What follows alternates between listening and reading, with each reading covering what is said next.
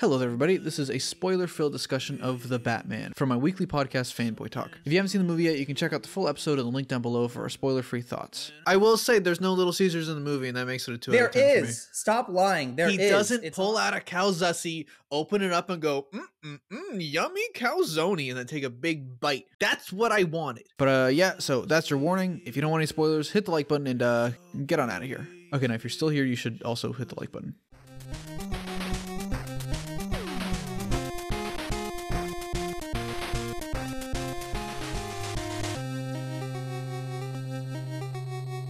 Okay, to start the spoiler talk off, I just want to say I apologize to the people of Gotham for flooding the city. It was you. It was you the whole time. It was because of the billionaires. Yeah. I had to do it. I swear to God. Wait a second, Troy. Are you trying to tell me that you look like Paul Dano? Is that what you're trying to tell me? I've been told once or twice Holy, that I look is like that the Riddler. When did the Riddler get here? Of course, he's promoting the calzone behind us. When we saw him unmasked for the first time, I was like, "Oh fuck, I'm not gonna hear the end of this." I was like, "Oh god damn it!" In the theater, I saw this with Dallas Taylor from the Comics Collective podcast. Go listen to it; it's great, and rate it 5 stars because it is great. And you're on an episode, so go listen to it. And I am that's on why an you're episode that's why you're plugging it. Yeah, for my guest appearance, so I can get back on. When he turns and does the face reveal, Dallas just leans over to me and he goes, "Is that Troy Oboyo 17?" And it took everything in my being not to burst out laughing. I looked at pictures and I was comparing us and I was like, we're not that similar, are we? But it's just the fact that we're both white men with this shape of a head, with that swoopy hair and glasses. And thank God, I didn't tell anybody this. Like about 6 months ago, part of me was like, I kind of want to get those like clear, transparent plastic glasses. I think those are like fashionable, right? Those look kind of nice. Yeah. And every fiber of my being's like, thank God I didn't get those glasses because that'd be worse. And then it was even worse and we'll get it. We'll start talking about the beginning, but like, I just need to get this out of the way first because I'm apparently a fucking serial killer. You're a psychopath, yeah. When he started talking about billionaires, I was like, oh no, this is going to be a permanent joke now. Dallas did also lean over to God me and damn it, Dallas. That's why I grew the mustache. As soon as he said billionaires, Dallas just went like, oh. Listen, all I know is I got more followers than the Riddler. Troy, how's your singing? I've got more followers than the Riddler. That's all I got to say. You do? What a little bitch. I love Dallas. That bitch doesn't follow anyone back. Yeah, whose ratio is with insane. the Riddler? I know one person who's mutual with the Riddler, and he likes to call himself a clown a lot. Clearly. Oh boy, yeah, we'll talk about that later. I don't want to get into that. We gotta build up to the thing that people want to hear about. We're doing this chronologically, right? Yeah, I guess so. But I do want to say one more thing about the Riddler and like the social media aspect of it. We'll get to it. But my favorite thing in movies is to look at the usernames in social media interfaces. Like I did the same thing for Texas Chainsaw Massacre and like just things that they type and then the usernames, and it was no different for this movie. Hilarious. These were some of the funniest like usernames that I've ever seen. And then when they did the close up on them, I was like, oh fuck yeah, they're proud of them. Yeah, they're like, we did something here. You know. I want to know who wrote those. Like, was it Matt? Paul Dano wrote those. Oh, Paul Dano. Okay, that makes sense. No, that's all of Riddler's followers. It's just Paul Dano. It was my subscribers, actually. How many of them are bots, though? Like, how many of them are just bots? the Snyder fans trying to get rid of Oh, no, you said it. This is on the main channel. Us. You can't say that. Oh, no. You said it, not us. I said it. Come at me. I don't care. I don't care. I don't care what happens go chronologically? Yeah, let's start. Chronologically speaking, so the opening movie is fucking perfect. Because I was scared. Yep. I was so scared. I was a little baby. So scared. Well, Michael Myers wasn't in this movie. It's not that scary. I know, but it was so scary. It was like Michael Myers. He's just standing there like Michael Myers. I was so scared. The guy had a watermelon on his head. I was like, whoa, that's pretty metal. When Mayor Mitchell moves, this was one of the things where when he moves, the entire theater went, oh, It's terrifying. Yeah. And the way that the fucking hell yeah, the reflection in his glasses from the TV that just like glazes it just them flashes over, on. it's Yeah. fucking perfect. Yeah. It's insane. And it's I like like that how he attention to doesn't detail. move. I fucking love it. His eyes follow him. Like when he moves to the side, he just goes, and he tracks him back. He's so still. It's terrifying. So creepy. And that painful, like muffled. I put a lot into this performance. Thank you for the compliments. I noticed the painful muffled scream he gives. His scream's terrifying. It's scary as shit. I love it. That's disturbing. I love it. Yeah. Who was his kid dressed up as? What the fuck was that? It was a ninja. I saw that. Like, was that Azrael? Yeah. You know, for a second when I saw that, I was like, "Is Batman watching like someone get murdered?" I think that's the point. That's definitely the intention. Yeah, yeah. I love that. I thought that was great. Because like when he like stabs him, I'm like, "Oh wait, he's like getting." Oh no, that's his kid. Okay. Yeah. I was like, one of the people that I surprise, saw it's the Ra's movie. al Ghul again, and he's also white. He's a child this time. Yeah. In one of the people that I saw the movie with leaned over to me and they went, "Is that Batman's family?" And I was like, "No, what? What? Get murdered by ninjas?" Like, that would be different. That would be unique. That would be one of the most unique movies of the past decade. Movies of the decade. Batman Earth Zero, I guess, or some shit. The most unique. There's a lot of Earth 1 influences. There's a lot of Earth 1 influences. Which we'll talk about. But like Martha is an Arkham. Yeah, I don't know if you caught that. I loved that they spoke about that. Yeah, that's really cool. That was a part of it. That was great. Yeah, I'm really excited, and we'll talk about you guys didn't do the ARG stuff from the website and the credits. Yeah, we can talk about that later because I did. Cool, and it's a lot. It's it's wild. I just visited the website and I got a page that was you didn't do the riddles. You couldn't figure out the riddles. I did do some of them. I just didn't get every image. You're not the Batman. You're not the Batman. Yeah, I'm not. I hated this movie. Right? I forgot. It's a 6-letter word. Unique. But no, and so that opening scene is fucking fantastic and terrifying. The only thing. This is actually my only real problem with the movie. I love this movie to goddamn death. This is a near perfect movie. Mm-hmm. Title drop. They could have done a great one. There was so much room for a perfect title drop. There are a lot of sequences that end like title drops. I hate to bring up this movie. I hate to be this. When I was watching Free Guy about a week ago. No. I'm sorry. Hear me out. Okay. When I was watching Free Guy, I was watching with Olivia and I leaned over to Olivia and I was like, I really hate when movies just start with the title.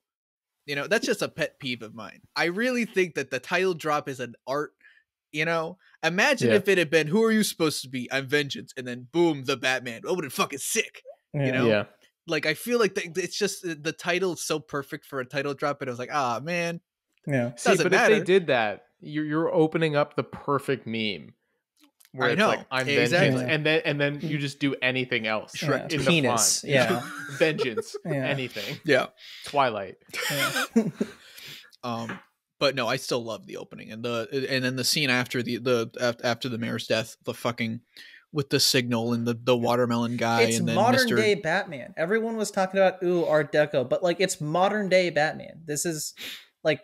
It's a real modern day world, and I like that. I don't know. Well, Art Deco is just like a style. Yeah, but it's not. But it leans towards like a unknowable time period, right? There's like you can't really tell what. I mean, there's smartphones. There's smartphones. People are. You know how I measure it? One thing I noticed actually, this is a fucking Apple. So I learned this about Apple's like product placement. Right? Oh yeah. Apple won't allow a villain to use an Apple product. That's like that's pretty great. It's a crazy Knives thing. Out too. You can kind of notice in Knives Out. Yeah, and so Riddler's an Android user, big green. No, but then he FaceTimes somebody. I was like, oh wait, is Apple saying that they're okay with the Riddler? Apple's anti-billionaire. No, I guess they're okay with Gil Colson. I guess. Is it? Oh yeah, it's his phone, right? But I noticed in the reflection of his glasses, I saw a notch. That's all I'm saying. Yeah. I saw a notch. When Rob's voiceover started. Thank you for keeping us on track. Yeah, no, it's okay. I under my breath, I just went, "Fuck!" It's so good. Just started laughing. I even knew it was coming too because I read that it was going to be. I read that was going to be a thing. I didn't know it. It's so great. I got a little misty-eyed. I'm kind of embarrassed to say, but I was like, I just wanted that for so long. More narration in movies. Narration's did they good. Do that only at the beginning and the end, or did they do that anywhere in the middle? I think they do it once in the middle. Yeah. Okay. There's once in the middle. Because I can't remember when that was. Yeah, it was perfect. That whole scene, the tension, everything fantastic. about it, from the way that it's shot to the narration, the acting of everybody, like all the people that are performing crimes, and the guy from Titans. Yeah, of course, the guy from Titans. Honestly, guy from Titans, not bad. Just saying it in that scene. Yeah. Not the show, in the scene. You're gonna hawk, I'm gonna dove, baby. You're gonna avenge us, I'm gonna reach. Hey, that's my joke. You can't do that. You can't say that on the podcast. You didn't say it, buddy. No, but it was a perfect scene. I think that might be one of the most perfect like hero introductions that I've ever seen in it. The way that it zooms in onto the like the way that the camera just slowly pushes in onto shadows, and like when the I don't like calling them criminals, but I guess that's what I gotta call them when people they're committing crimes. So I guess that they are criminals. That's the definition I get of criminal, I suppose.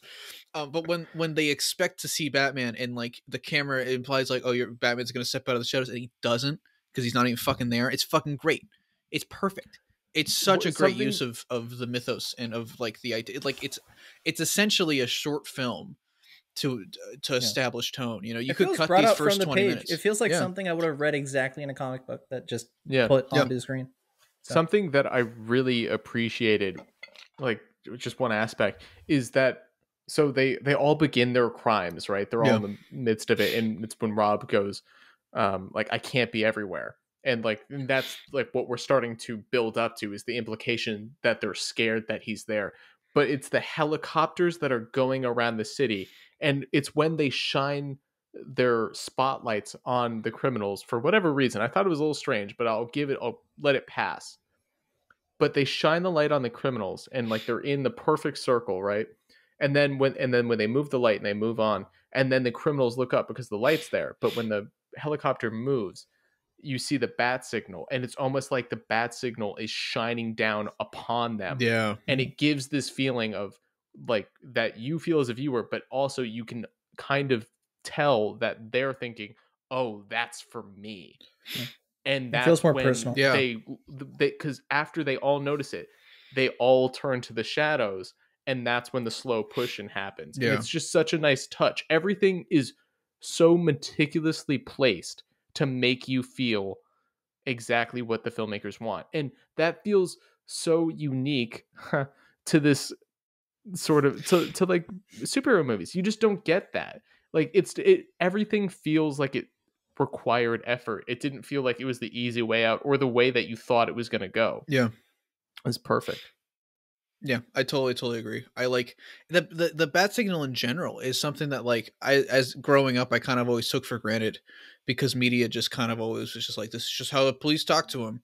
But this movie really like really hammer home like what it is and what it represents, and I adore that. They stay on that bat signal for so long in the entire opening. It's slowly steaming up like the water, and it's like, yeah, that's pretty perfect. You could argue that this is a weird. Never mind. I was going to say something really stupid. I was going to say you could argue that the bat signal goes through an arc in this movie, and then I was about to say it. I was like, that's dumb to say, but it kind of does. The idea of the bat signle goes through an arc. Yeah. There's a change. I like how much it's used in the movie. I feel like this is the most it's ever been used in any of the movies. Because I wonder if a lot of other times. I mean, I know Schumacher was really campy with it and stuff.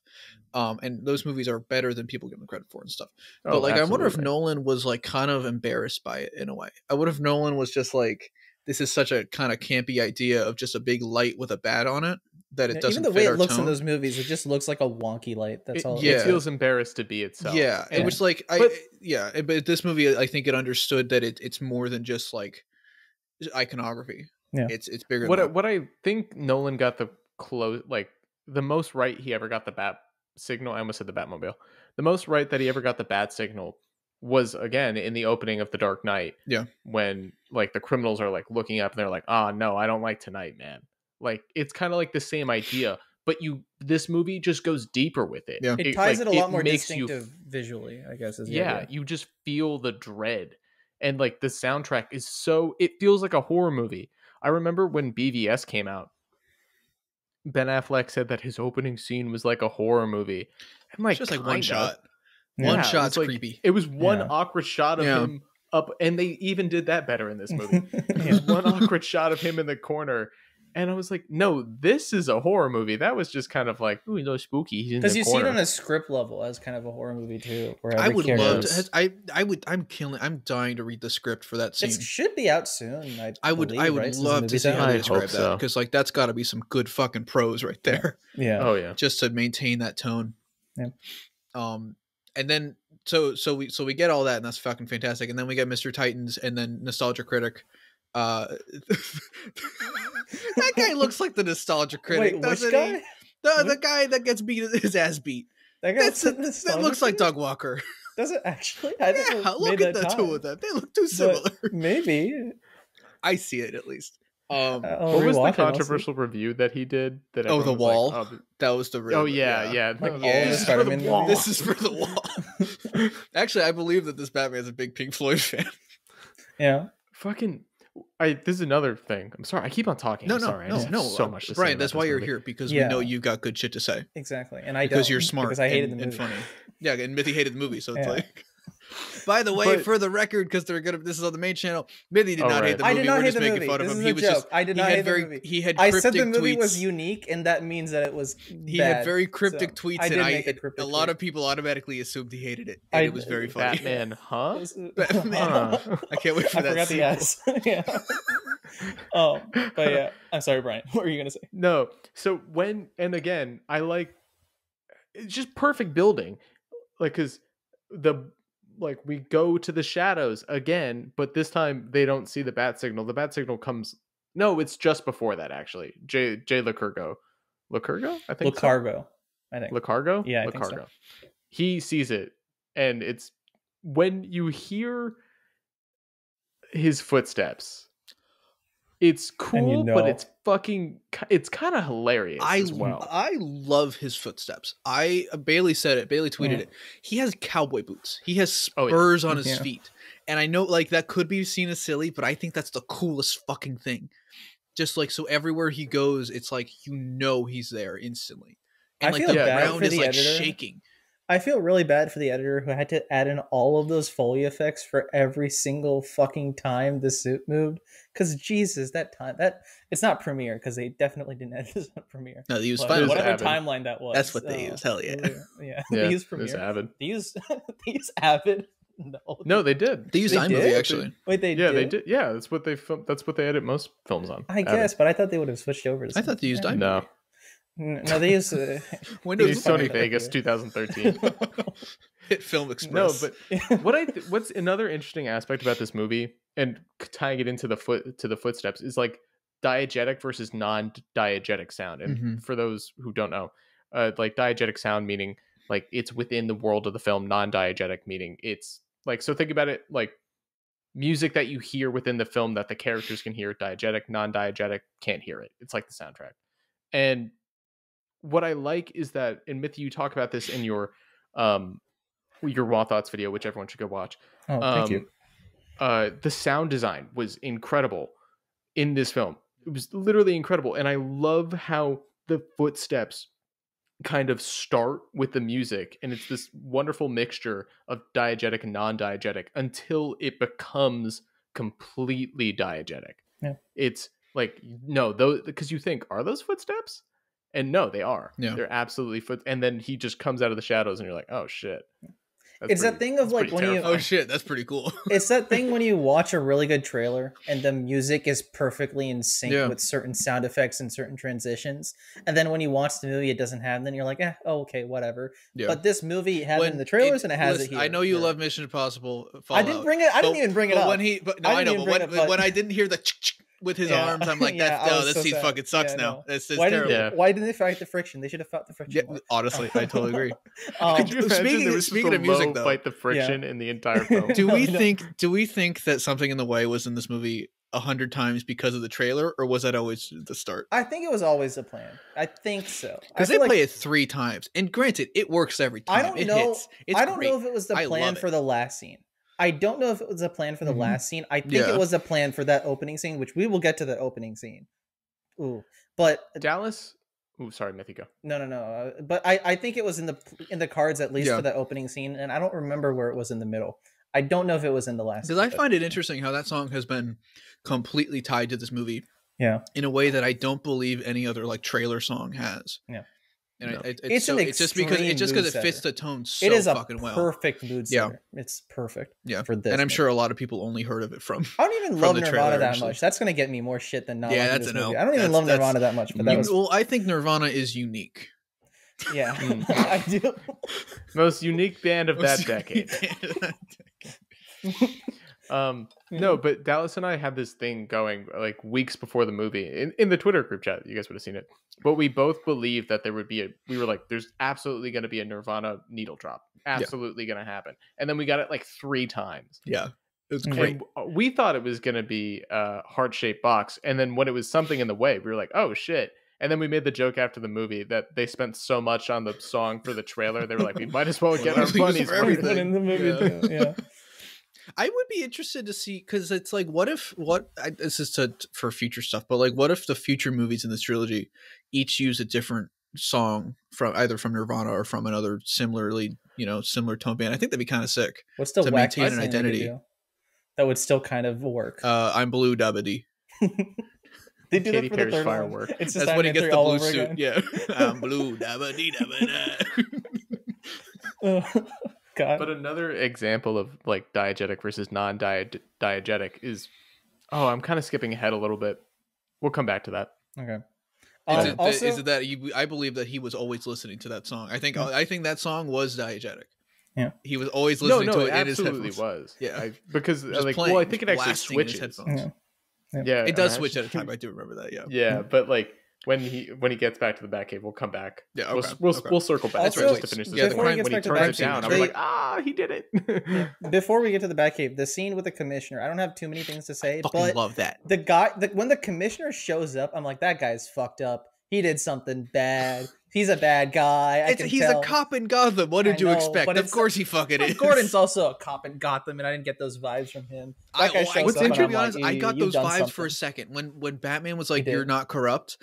You thought there was going to be something? For a second, I was like, "Wait, is he gonna be like?" I know I said that in a video, and it was a weird take to have. But like for a second, I was like, "Were they gonna do like a twist that like Gordon was in on something?" I thought they were gonna maybe. I thought because maybe in the future they might. But it's like Jeffrey's face. I was like, "Wait, fuck, is he?" Do you know what I was thinking in that moment? I had weird flashbacks to Batman Gotham by Gaslight, the movie, where if you've watched the movie, they've done things with that, and Brian is rolling his eyes accordingly because I was getting kind of weird, nasty flashbacks to that. And I was like, please don't do that. Please, can we not do that? And they didn't. And I'm like, okay. It's like the worst twist. Yeah. I have not seen that movie, so I have no opinion on that. Yeah, don't watch it. Not good.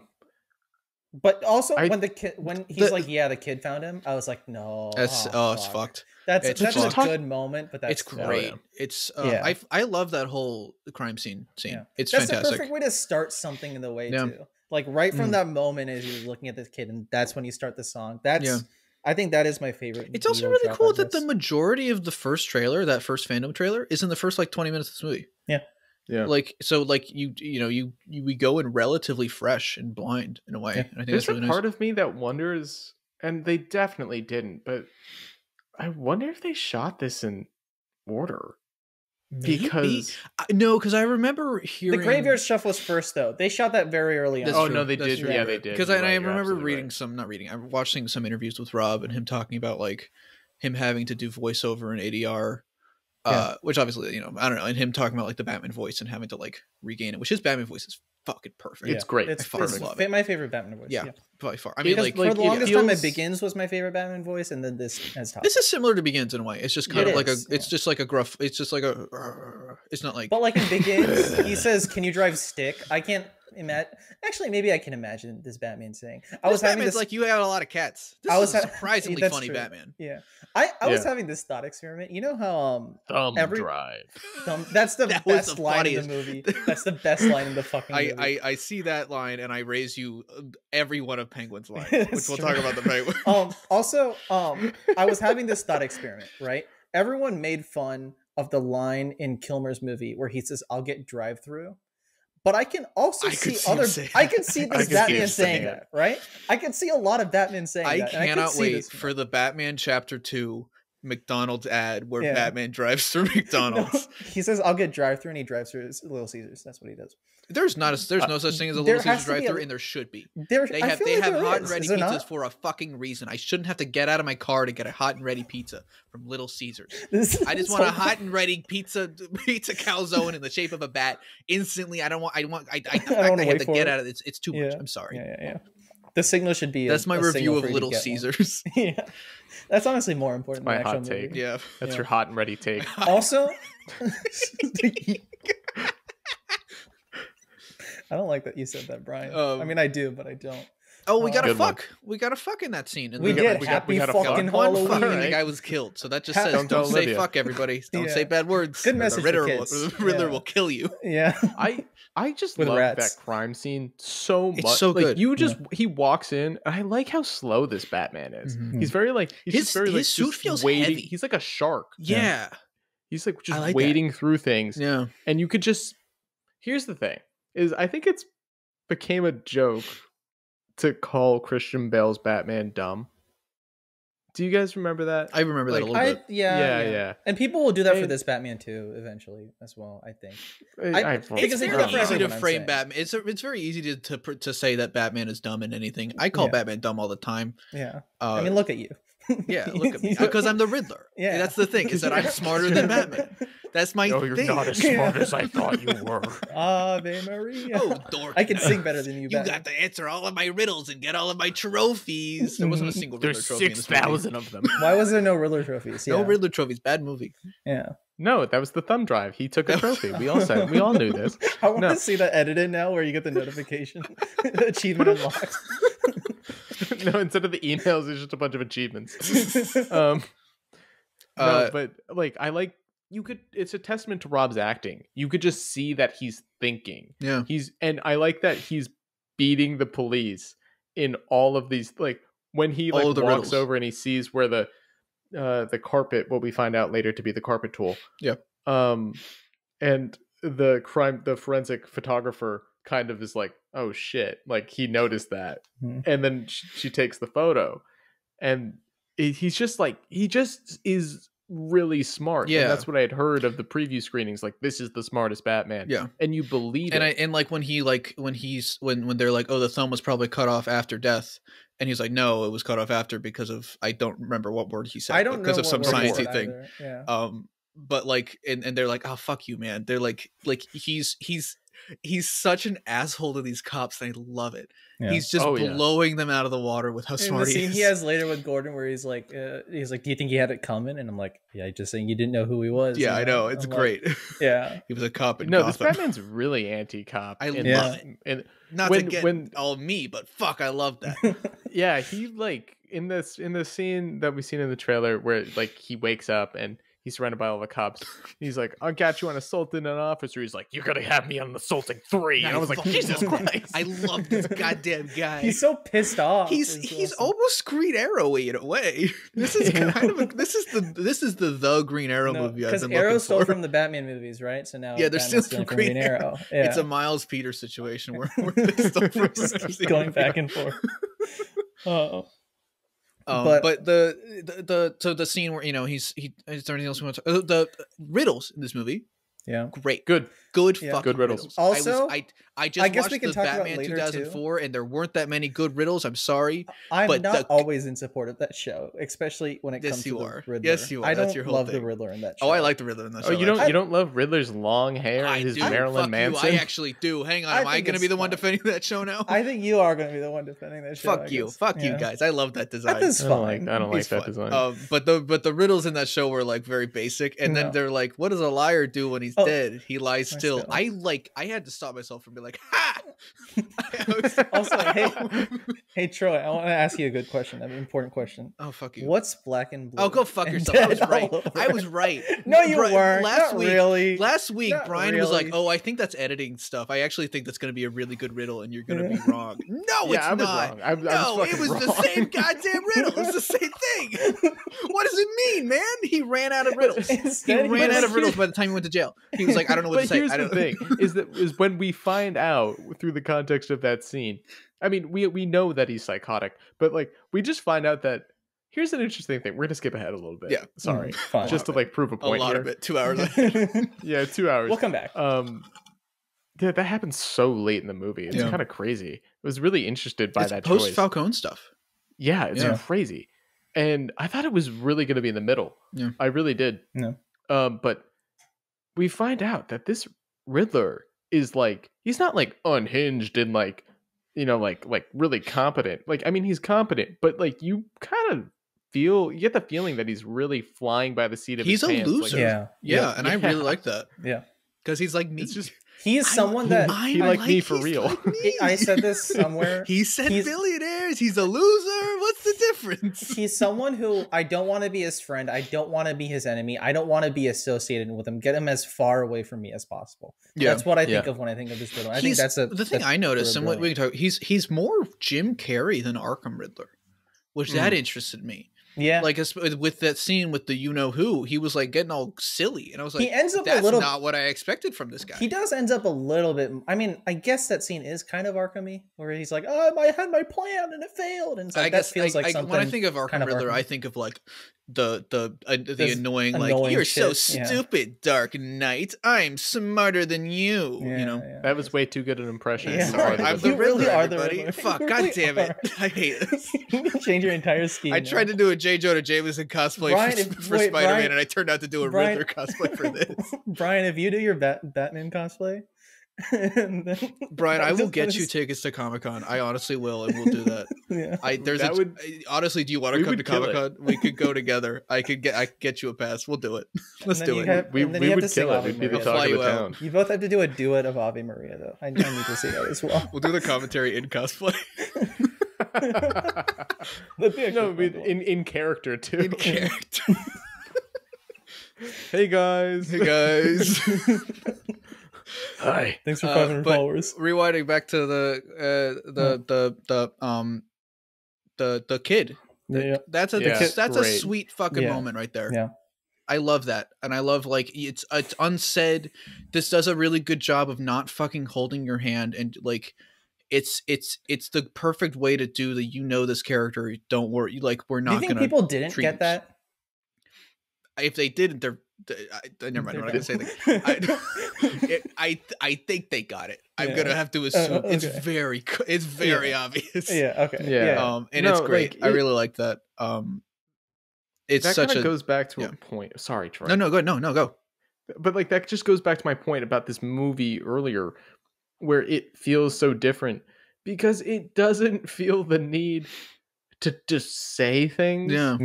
It'll just give you a quiet moment, and it'll just show you something. And I don't want to be like, God, I already said the Snyder thing. I was gonna also say, I'll say it for you. Can I say it for you?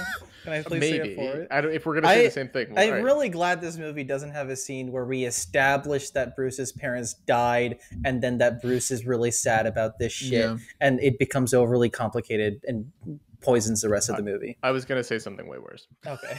Okay. Oh boy. Unlike a Marvel movie. This movie's better than Spider-Man No Way Home. That's what they just tell you everything. Yeah. They're like, they tell you how to feel. They tell you what they're thinking. And it's like, no, you should act. Direct. This was a good show, don't tell. Good example. Yeah. God. I fucking it's oh god, I love the way this movie presents information. The contact, is that the next thing after those contacts that he has? Yeah, that's cool. I didn't know that was in the movie. I didn't know that either. Was that those anything? Are sick. That's cool. Those are great. Yeah, because they're so inconvenient. Yeah, they're so terribly inconvenient. It really gives you a new meaning to he's blind as a bat. You know, that's so true. He really is. When he's taking them off his eye, his eyes are. He looked so like red, he just took the biggest rip of it, like a of a device. Yeah. What device could that? Is the Riddler trophy? I forgot Riddler that trophies are all might... bongs. I don't know. I want it to be PG, even though we curse. you know what this channel is. I mean, this movie's rated differently in what I'm gonna censor. Something. I'm gonna have to censor things. That's okay. I plan on it. Yeah. But I just like, didn't want to have you do a lot of work. You'd think he would have just put all that shit in the helmet. No, but no, the helmet has nothing. And I think that's so fucking funny. It's just like a plate of metal that gets bullet. The helmet is just a helmet, and then he's like, this crazy tiny tech I'm gonna put directly in my eyeball instead of as a lens. It's like gelatin. It's not even like stiff. It was like the way that it like moved on. I was like, the Foley effect that happens when he puts it in the thing. It's like a and also like the videos from those contexts are all red and like because Batman loves when the Batman is red. The Batman is red. Bruce loves when the Batman is red. Yeah. Oh wait, we kind of skipped over this, but I like that we didn't see him doing it, but like little glimpses that were in the first trailer. I thought that was going to be like test footage because you see like the helmet and like the bag. Oh, the red stuff. Bag. And he's like actually just wearing it. Like in the train. He's like he went into like a fucking alleyway, like a red alleyway, and he was just putting it on. I like that he just went into it like he was walking through the city. Yeah, and then he went into a random alleyway. He's like, I'm gonna change into Batman. Like he just feels really gross. Like how much he changes back and forth. He's constantly kind of changing back and forth. He's in the suit a lot. He's in. I think Xavier tweeted this. He's in the suit like 85% of this movie, and it's like my theory is that the suit part of the suit is just inverted. Like when his like hoodie and shit. I feel like. This is just a theory. I don't know if it's that's the thing from the New 52. I think like you just invert the symbol came off and he could put on a hood. And I feel like there's something going on there where he's because he pulls the wingsuit and it just pops out. You could argue, I'm sure there's something like that. Yeah, I did a jump when he did that. That was probably there were some unbelievable things that happened in this movie. Very little, but like that was the one where I went. Yeah, that's fair. I was like, that was a little too quick. Yeah, that's fair. It was like I don't even know how it happened. That's how quick it was. Yeah, he just went like boop, and it kind of looked like a jump cut. Yeah, like where he was just in it. Then yeah, I almost feel like I'm interested in like the groundedness of this movie because at the same time as like you have contact lenses that are always recording, which ethically speaking, come on, Batman. You got to tell people you're recording them. But that symbol should be come on, man. Come on, man. That's illegal in the state of California. Yeah. But like on top of that, the Batmobile's just a fucking muscle car, and he has to have a wingsuit to glide. And the gadgets are this kind of interesting blend of like really comic booky, but then also even more grounded than the Nolan movies were. Which makes me interested in how they would do. Maybe they're going to progressively do this. Yeah, I wonder how they would do something like Mr. Freeze, where that is, you go either the 2004 route, where it's fucking wacky as shit, or you do stuff that is a little powers. Bit more... Yeah, and you could do stuff that's a little bit more grounded. And I wonder how Reeves is going to balance that, because he's definitely going to balance that in a different way, but I don't know what that looks like. Like, how would you do Clayface, I don't know how you do Clayface. Yeah, I think there's something interesting you could do with... I used to believe that Superman would like not be able to fit in this universe, and I don't know if it could either. And Reeves has said that he like did not really. He left. They shouldn't mess with it until he's. But I don't think they should. Yeah. But it's like if they were to do a story, I think there is an interesting thing to do. And we talked about it last week. I think. There's an interesting thing where Bruce could be like, "Fuck, superpower people are showing up now." And I have to up my game and stuff. I think you could do something similar with the villains. Reeves said in an interview about the Who cameo, which I will get to and stuff. But he was like, he wanted for the record. He wanted to tell a story about how, I think the arc of this trilogy is going to be how are Batman's villains formed. It's an origin for them, less so than an origin for Batman. I think that's really interesting. Yeah. And I think there's a lot. There was actually a scene cut for Who. Yeah, I heard about that too. I heard about this. Yeah, and it's going to be in the home release. Interesting. I'm very glad that they did. From what I heard about that scene, I think it would have been strange. I think a sequel with that could actually be very interesting. But yeah, I don't know. I mean, I have no context for the scene, and honestly, I don't want any. I'll see it when I see it. I wonder if it'll be in the HBO Max thing though. Probably not. But people have been saying that maybe, but I don't know. Yeah, we'll get to that later. Yeah. Also, sorry. do you guys like that Batcave? I think it's cool. Love it. Yeah. I really like it. Yeah. Okay. Yeah. It works. I'm glad the Lego set didn't spoil anything. That could have. Oh yeah. Imagine if that's what happens at the end. I was at a Barnes and Noble. I was at a Barnes and Noble at like the day before I saw the movie, and I was like, because that day I was like, I can't be online. I'm staying away from every fucking spoiler. And I was like, and I saw the set. I was like, did Barnes and Noble just spoil this movie for me? I hope not. Does he trap the Riddler in a prison in his basement? Riddler finds the Batcave. There? Yeah. No, that makes sense. That's the ultimate. That's muted. What? No, you're back. You're back. I don't know why this keeps happening. Yep. But yeah. What's the next scene? That's a good question. Alfred. Shit. Oh no, it's Alfred. Yeah. We'll talk about Alfred. Alfred is very good in this movie. I like him a lot. Yeah. Not a lot of them. Not a lot of them. He broke his leg. Not a lot of them. Andy Serkis actually broke his leg. So that cane was like, he actually did break his leg. So it actually helped him. He said method. In an We love a good method. Actually. Yeah, it is. I love the relationship with Batman and Alfred in this movie. I adore it. They're very Earth One. It's very Earth One. Yeah. But it's like it's growing. Like because I haven't read Earth One, so I don't know like the plot of it. But it's like they do an arc of going from like an Earth One relationship to a Batman animated series relationship. I can see that. Yep. Like a growing in Bruce understanding that Alfred really is his father. And I fucking love that. It's almost a Spider-Man thing. He says the same thing to Alfred. That scene feels like Spider-Man says to Uncle Ben. Yeah. And I think that's hilarious. Yeah. Like they could have killed Alfred, honestly, but no, they didn't.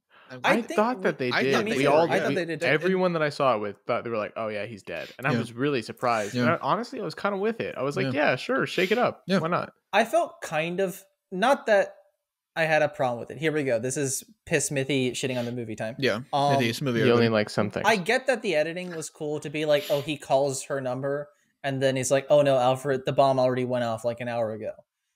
I feel like that was edited strangely, and maybe if I watch it again, I'll be like, okay, no, that's fine. I liked it. I think because it reinforced. I think it's the this wide like cut kind of back to like powerlessness. everyone else in the thing that I was like, is this meant to be kind of funny? I was more put off just by the existence of that character. Yeah, I was like, oh, there's another person, Brian. Here. But I guess he's sent because I remember he works out of he lives in Wayne Tower. Yeah, which that's like Golden Age shit. Yeah, that's literally how it was in Golden Age. I think. But then, who is this lady? Which Brian, you said you looked something up, or you know something. So here's the thing: is that people might be surprised to know this. Batman 66 was like a huge inspiration for this movie in a lot of ways. One of the characters especially is like from the design of the cowl. The name of the commissioner who dies. That's a character from it. Yeah. Oh. Yeah.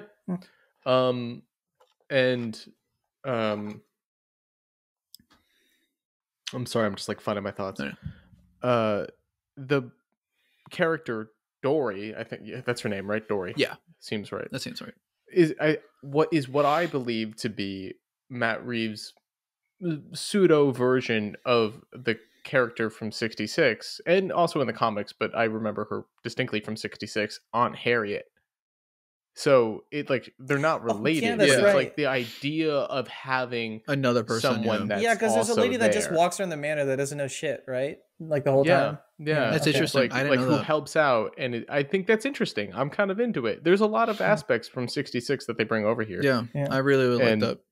Yeah, I thought that's what I saw from it, and I thought it was a fun little call out. If it's not that, then I could definitely see that. I think that's an interesting read of it, and that actually makes me like that character more. It's not that I disliked the character; I was just like put off.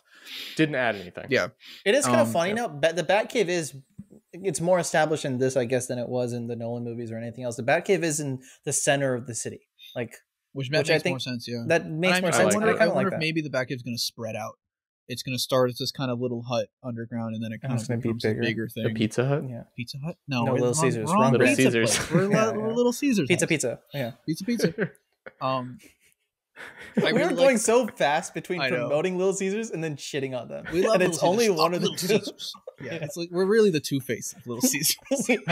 That one half loves pizza, loves the hot. One half's undercooked and the other half's overcooked. The other one's a snobby. One half is pepperoni, one half is cheese. Yeah. I really liked. There are a couple things I noticed with the Batcave stuff. Firstly, I liked Alfred being like the guy doing the cipher and stuff. I thought that was nice. Yeah. And I liked the solution to that not being like the traditional way of solving a cipher. I thought that was really cool. Yeah, drive. That's just a gorgeous. I expected the other one to say power if he kept going on the cipher. Sorry, I'm sorry. I need to make an apology video. No, someone has to make an apology video now. Yeah. But that is what I thought of when I saw that. I instantly was like, "Right, power." I was like, it's just like subconscious response. You're a broken. I was gonna say, boy. yeah. Remember when Batman's like, "The city's broken, like me. Mithy's broken. The city's broken, like Mithy." Yeah, like me. Yeah, he just like me for real. Yeah. But the thing I really like, and this is semi-related, but I noticed it the most in the cave scene, is there is not a huge dichotomy between Bruce Wayne and Batman in this movie. And I know some people have seen that as a problem, but I fucking love it because it's treated as a character flaw. Yeah. Like Bruce is so deep, and this is what we were talking about last week. For those who don't know, I read Batman Year One, right? War on Crime. Year One and War on Crime. Oh, War on Crime. War on Crime. There's a moment in War on Crime where Batman says that the billionaire philanthropist lifestyle, billionaires, that lifestyle as Bruce Wayne is important to his work as Batman and to helping the city and stuff. And I can see this movie being the arc of him realizing that. I see that progress. Yeah. And this Bruce has not learned that. And so to him, the only way he can help is to just fucking kill Bruce Wayne and be Batman and be that kind of flawed version of what he should be. But do you think it would have been nice to have a scene where we see Bruce doing that? Because obviously we'll talk about that scene last. But do you think we should have gotten a scene where like it's just Bruce doing something good, or do you think? I think we get it overall throughout the movie. I think we get it with scenes with Alfred, because we don't get. I think the lack of a scene with Bruce is enough of showing that this is Bruce. Yeah.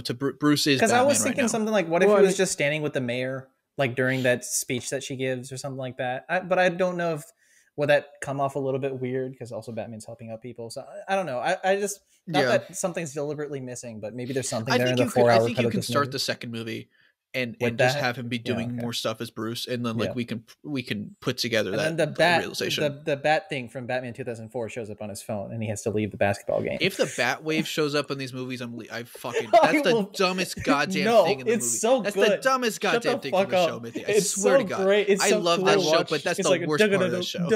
I watched the first episode the other night, Mithy, just because I was inspired by you. I was like, maybe I should go watch this show. Why would you be inspired by me, Brian? I don't know. That was a bad decision on my part. Don't trust me. I know, Chief. It's not very unique of me. Yeah. And so perhaps you could say it was very unique, actually. When he holds up the phone and he's like, through the modern miracles of Batwave, I was like, oh, this is a reason why I don't watch this show. I think that's because I believe that show is because of the embargo. I think because the end of season 2, they get the bat signal. And I don't think they use the Batwave. Oh, do they? Yeah. I don't think it shows up. It's actually called the Batwave.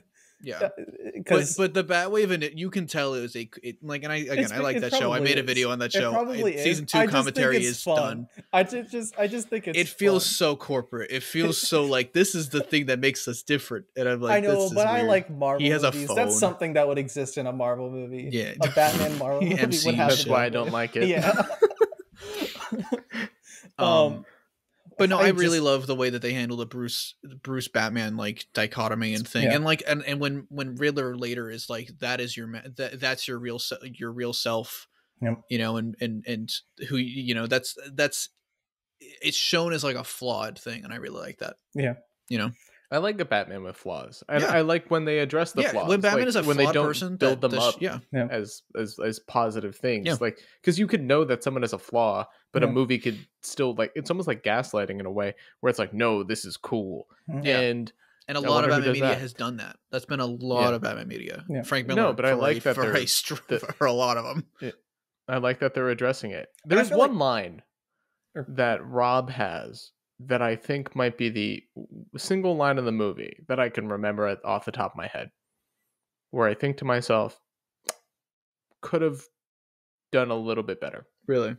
Mm-hmm. Yeah. And it's in the Batcave, so it's within the scene. And Alfred is like, you need to go talk to the accountants or whatever. And Bruce just goes, I ain't got time for that. And I was like, what? This Batman doesn't. This guy doesn't seem like he's saying ain't. Did he say like a whole lot? I don't remember him Did he saying actually say ain't. Yeah, he literally. I've watched this scene because it came out as a sneak peek, which is why I'm trying to remember if he said. No, he's like, I ain't got time for this. I was Did like, he actually what? say that? And he says it in like a weird accent. He's got spurs on his boots. This Batman's a cowboy. What's the problem? I ain't got time for this. And I was like, okay, that was strange. Yeah, that's weird. Strange? Yeah, Hugo Strange. Doctor Strange, Multiverse of Madness? Hugo Strange would work very well in these movies. He would be. I would love that, actually. But like on the Bruce Wayne mask shit, there's so much discussion. Bruce Wayne is the mask. Batman is the mask. Yeah. It doesn't matter to me. I think that was the point of this movie to me, is that it's like he's a guy trying to work through something and he doesn't know how to help. And by the end of this movie, he very clearly knows now at least what helping looks like. And that's the point of it, is because he's just a guy. And more so than any other portrayals of Bruce Wayne and Batman, this Batman feels like more like just a guy. Even when it comes to very human, even when it comes to him just hanging out with Alfred and like eating looking those berries. Eating the berries. Were those should berries? have been nachos. Should have been nachos. That's all I'm saying. Goddamn. I wasn't sure what those were. So he should have been eating the calzesi in the morning. He should. That should have been. That should have been it. Just full little squeeze calzesi. What if he was eating a slice of pizza in this scene, but you didn't see the box, but you just saw it was a slice of pizza? You saw that was a slice of pizza that was half calzone, half pizza. Yeah. He was just eating the calzone, and then he was like, "Wow, yummy, half calzone, half pizza for only $8.99. Alfred, this is a steal. Where did you get this?" Little Caesar's, Master Wayne. Your father built this house with his bare hands. Michael Caine shows up specifically for the scene. Michael Caine's the Alfred he's talking to. He just shows up. Andy Serkis is like, I'm not doing this ad. And then they're like, fuck, we gotta get Michael Caine at least. They're doing like a reverse shot, and when that comes, and it's just Michael Caine, and it just looks like just, and then it goes back to Bruce, and he's like, "What?" And then it cuts back, and it's like fucking Andy Serkis again, and he's like, "So I solved this cipher from my days in the circus." Yeah, and Bruce just goes, "My days are bleeding together." I like that he refers to his days in the army as his days in the circus. That was fun. I honestly thought he worked at the circus for a second. I was like, that would be really fucking funny. Maybe he worked with the Zatanna's father. You know who? Yeah. Oh, that too. Everyone has interacted with you know who in this. That makes more sense. I forgot about the Graysons. Wow. Okay. Sorry. The Graysons don't exist. Okay, it's only Jay Lucargo's Tim Drake. To be honest, I kind of like that we didn't. I feel like if they had thrown in a Robin thing, I don't think it would have worked in this movie. I would have been. We would have reacted to it the same way we reacted to another thing in this movie. Yeah, no, I agree. Where I literally. Well, I think the other thing is a matter of like I'm sick of that fucking character, and I've been dying to see Robin on screen in a good way. See, but I think I'm tired of like the setting up, Do we think that a scene? This was I wrote down like questions that we were going to do after we like went through it chronologically. But like, do you think that a scene in setting up he adopts Dick Grayson, next movie he's already Robin? Do you think that's too much of like a setup that you're sick of? I would have been like, where the fuck did that come from? They would, if they wanted to do something Robin. Okay. I feel like that's what the mayor's kid. You know. It feels like that mayor's fine. That mayor's kid's fine. He's good. He's got a mom still. No, he's not. But like for now, that's Batman the kind of murders the Batman. Hush shows up. He's like, I'm gonna take out the mom too. Fuck it. The dynamic with I'm gonna fuck up this kid. The dynamic with that character would have to be something like that. I don't see where they could have fit that into this movie. Like they could have done a reference I don't to expect Graysons. it to fit in this movie. I'm talking for future trilogy stuff, but you know, we'll talk about that later. Yeah. The future, I can see it. The future. The future. What happens after that? Because he goes to work with Gordon. Do we want to talk about Batman and Gordon, this relationship? Because it's great. It's the best. That's fucking Holmes and Watson shit right there. I love it. I love it more than the Dark Knight trilogy, and I love the way they do it in the Dark Knight trilogy, honestly. But I really like that. I've known you for 2 years, man. I don't know who you are.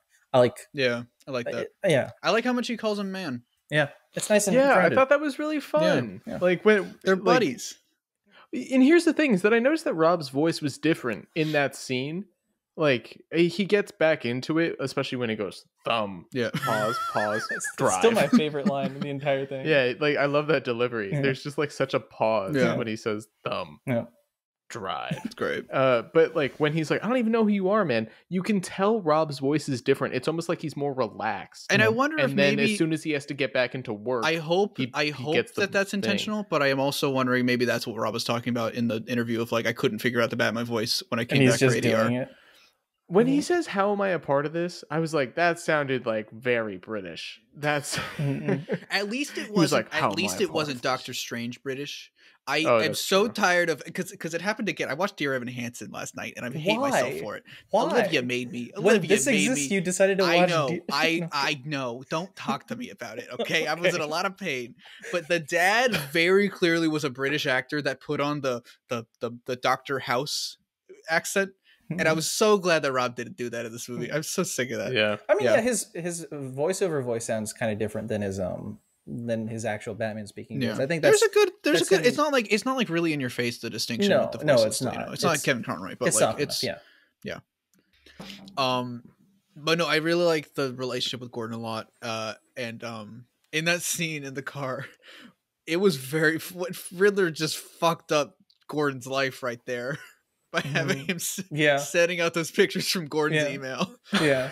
I was like, oh God, that's fucked up. I thought it was going to be from like some anonymous email account. I thought he was going to get in more trouble for that. I thought that was going to be like I thought that was going to be Batman's computer.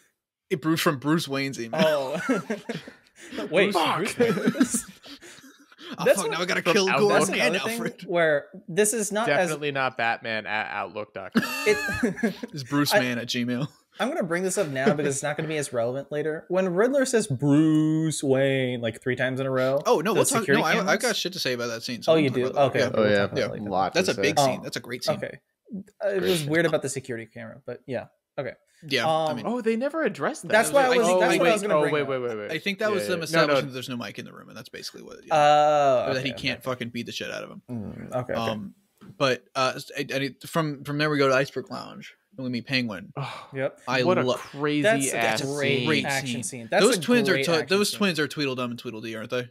They've got to be because I hope that would be the funniest fucking reference. That was my because they're idiots and I love them. Yeah. Since I'm not a big Penguin lore person, the only thing I could think of is yes, you can make fun of me again. It was Batman 2004 because there's twins in that. I was like, is this like a reference to some kind of? You think that they were a reference to the creepy people wearing masks with the claw hands who had the masks and they were like, and then sometimes they wore other outfits and I didn't understand. I like that you both just went. That's what. Listen, if you've watched the show, you know that's exactly what they look like. Like I just kind of like the image of both of you just and like you both knowing what you're talking about. You know, like you're like cats. Yeah, exactly. Cats. Yeah. So speaking of cats, that's where original. I love that club fight is fucking great. That was some John Wick shit. Lights. That was some Sifu shit. That was great. That was I played Sifu for 2 weeks up to this point, and then I was like, oh boy, this is bringing me flashbacks, and I love it. Yeah. Every time that like he walked into the club and the music started going in my seat, I was literally on the edge of my seat this entire movie, like literally on the edge of I just was going. Yeah. Yep. It's so good. I was like, hell yeah. I love it. I must have been so annoying during this movie. I can only imagine. I was really love it. In that scene, I fucking love how Batman just shows up at the door. Yeah. Like the door just opens and it's like, he's like, you know who I am? He's like, yeah. You know what I mean? Because he also walks there too. So I'm assuming he just parked his car nearby and then he got out of his car and then he walked there. And I like to imagine that that's kind of showing a like I saw that as like a character thing. He tried to be diplomatic. Batman he tried to be nice. He was like, I just want to talk to Penguin. See, I saw it as he knew that was gonna happen. He knew that beat the shit. That's true. Like, that's a good way to do it. I saw it as like he's young and he's angry. Yeah. And he doesn't care what's going to happen to him. Oh, we didn't even talk about how much he fucked up those people at the beginning. Like we talked about with the trailer stuff, but like he's mad. This dude is angry. Yeah. But like when he walks up to the door and he's like, "You know who I am?" I saw that as like arrogance. Yeah, like fair. He's like, I'm gonna fuck. Like it wasn't like he was like, I'm gonna sneak in. He was like, no, I want to make a scene. Yeah, I like that. And I kind of liked. I liked it too. I can't believe I kind of. I like that. It makes me like because I liked it for like a funny reason. It's like, oh, this is kind of. It was the thing that I don't know if you guys like. I like it more for character stuff. That's right. Yeah.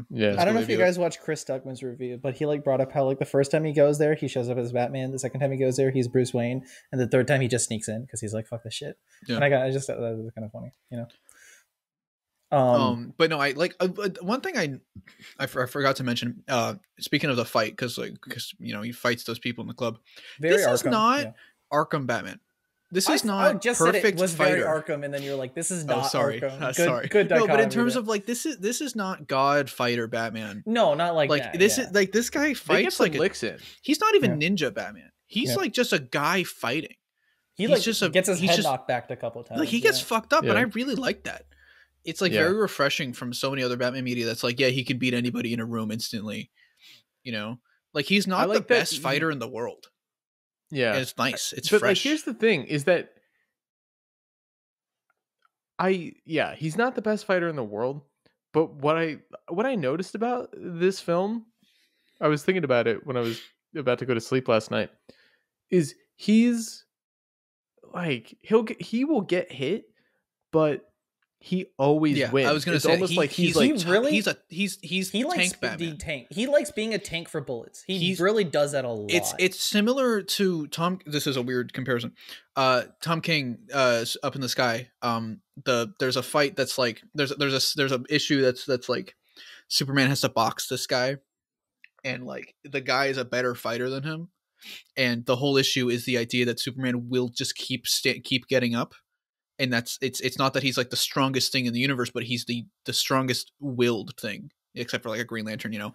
It's like a willpower and it's a character thing. And I think that's similar. It's like these bullets are bouncing off of Batman. But if anybody besides Bruce was wearing that armor, they'd be like, fuck, I'm out. I'm good. I'm done. But it's because he can just take the hits because he's so angry. And that goes so far, especially to the end of the movie. I love that. Yeah. It's so good. No, but I like because it's almost like it's tying it to when he's writing, because the narration continues up until he comes to the Batcave, and he's like, I have to push myself, like because he knows that he's like, it's not working, and he's like, I have to push myself, and he just thinks that he cannot. He's an unstoppable force, and he's putting himself through that because it's the only way he knows how to get it done. I think it's so interesting. Yeah. I think, and then we get introduced into the best character of the movie. Hey, Gabagool! Hey, that's the mayor. Oh, I had no idea. Have you met my twins yet? Why don't you ask his wife?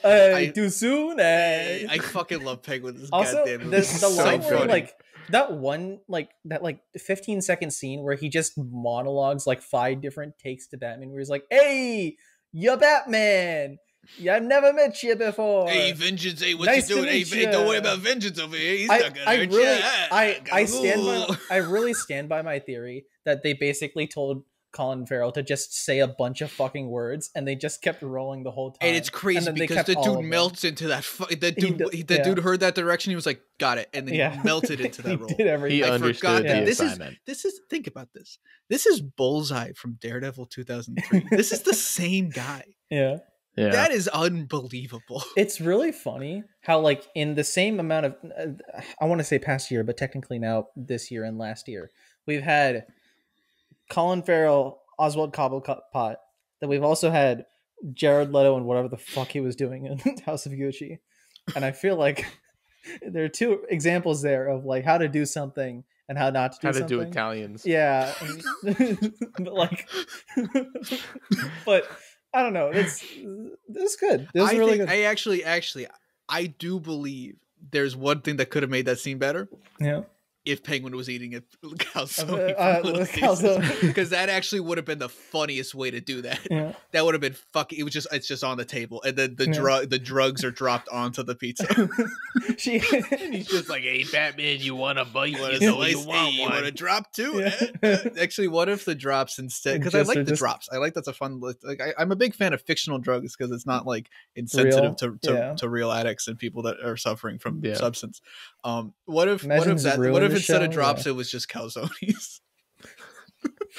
Selena's in the club within the club, and the DA's like, "Hey, you want a slice?" What And she's like, "No, I'm good." When Gil Coulson's, he's like, "You can enjoy it for yourself." It's like, "Yeah, I've been stressed out." No shit, and he bites a huge bite into his pizza. Yeah, it's just a couple of calzone heads over there. But no, Penguin's the best. I fucking love this character. I fucking love Penguin. Yeah, he's so goddamn funny. Yeah. He's so greasy. He is, and he's the greasiest. When he smiles at Batman, he's like, "You're everything they say you are, just like me." And then he smiles, and I'm like, "You're so gross." I love it.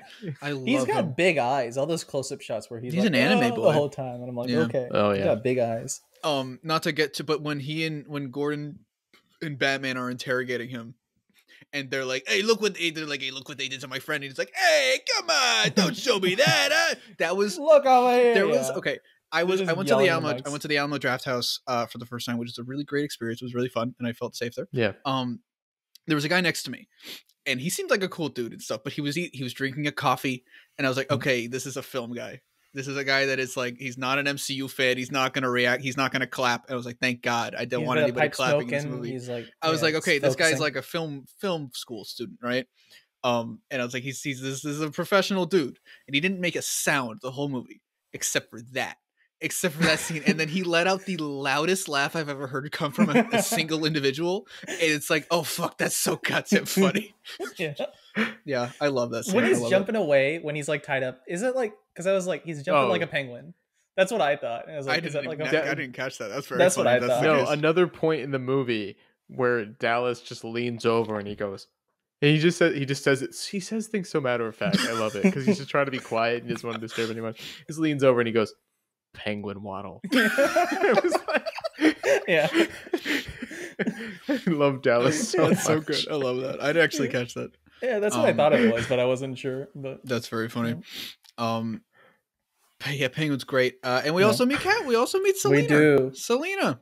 The moment she's the best. I love her. The theme they did for her is perfect. That was great. I know exactly what tweet you're talking about. I saw this tweet too. Where when Selena enters someone in like the theater, like this woman moaned. Yeah. Like an audible moan. And then I saw another tweet that was a reply. She's like, "Sorry, that was me." I think CJ something like, "Hey, it wasn't that feminine."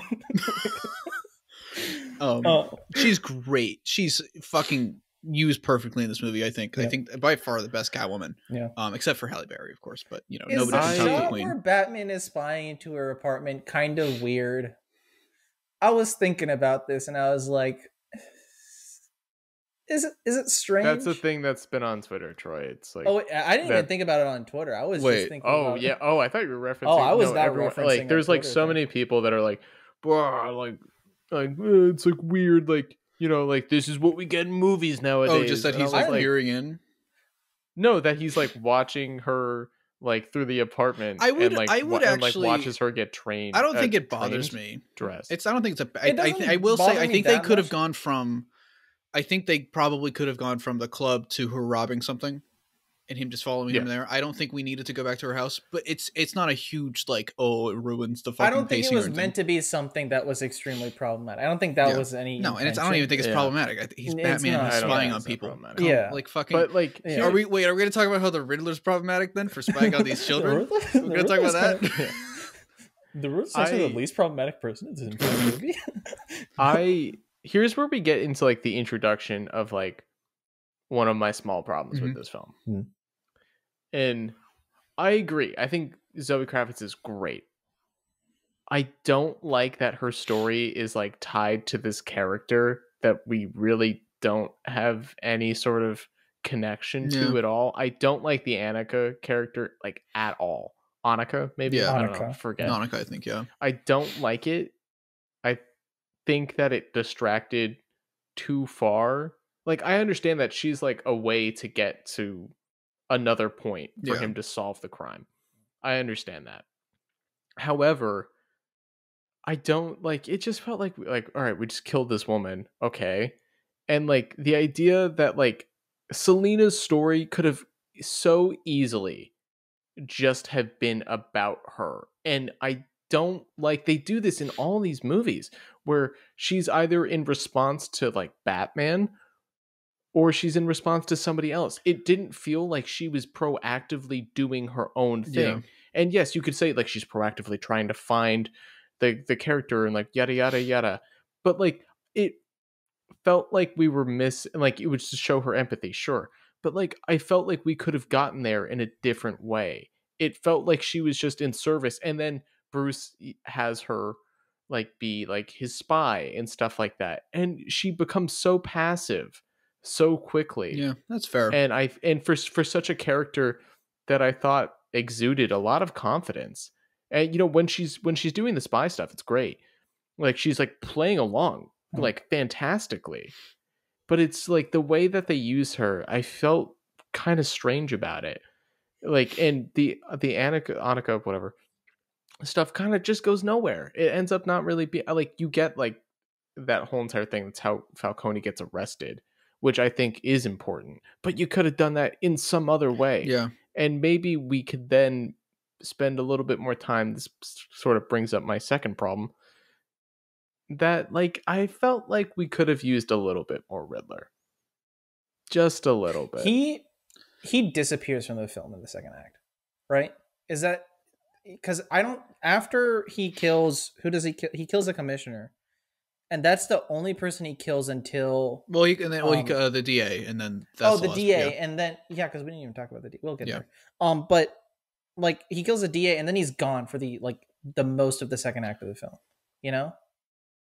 He's gone for at least like a little less than an hour, I want to say. And that's where like when Falcone was shot, I was like, oh fuck, the Riddler's in this. And then they go down the Riddler rabbit hole. And I'm like, I think that's part of it why it's so hard for me to remember shit from this movie. Because it does feel like the Falcone. It does, because I don't want to call him Falcone, even though I'm instinctually calling him Falcone because that's what I grew up with. But they call him Falcone, so he's Falcone. Yeah. I thought it was Falcone. I remember it being Falcone. I don't know. I liked it being Falcone because it reminds me of Calzone. Yeah. The Calzone crime family.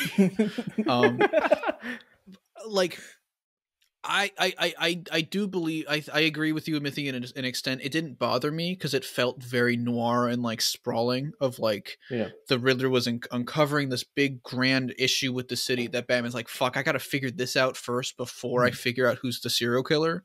You know. And it's like I liked that a lot. I agree. I think a lot of time is dedicated to that.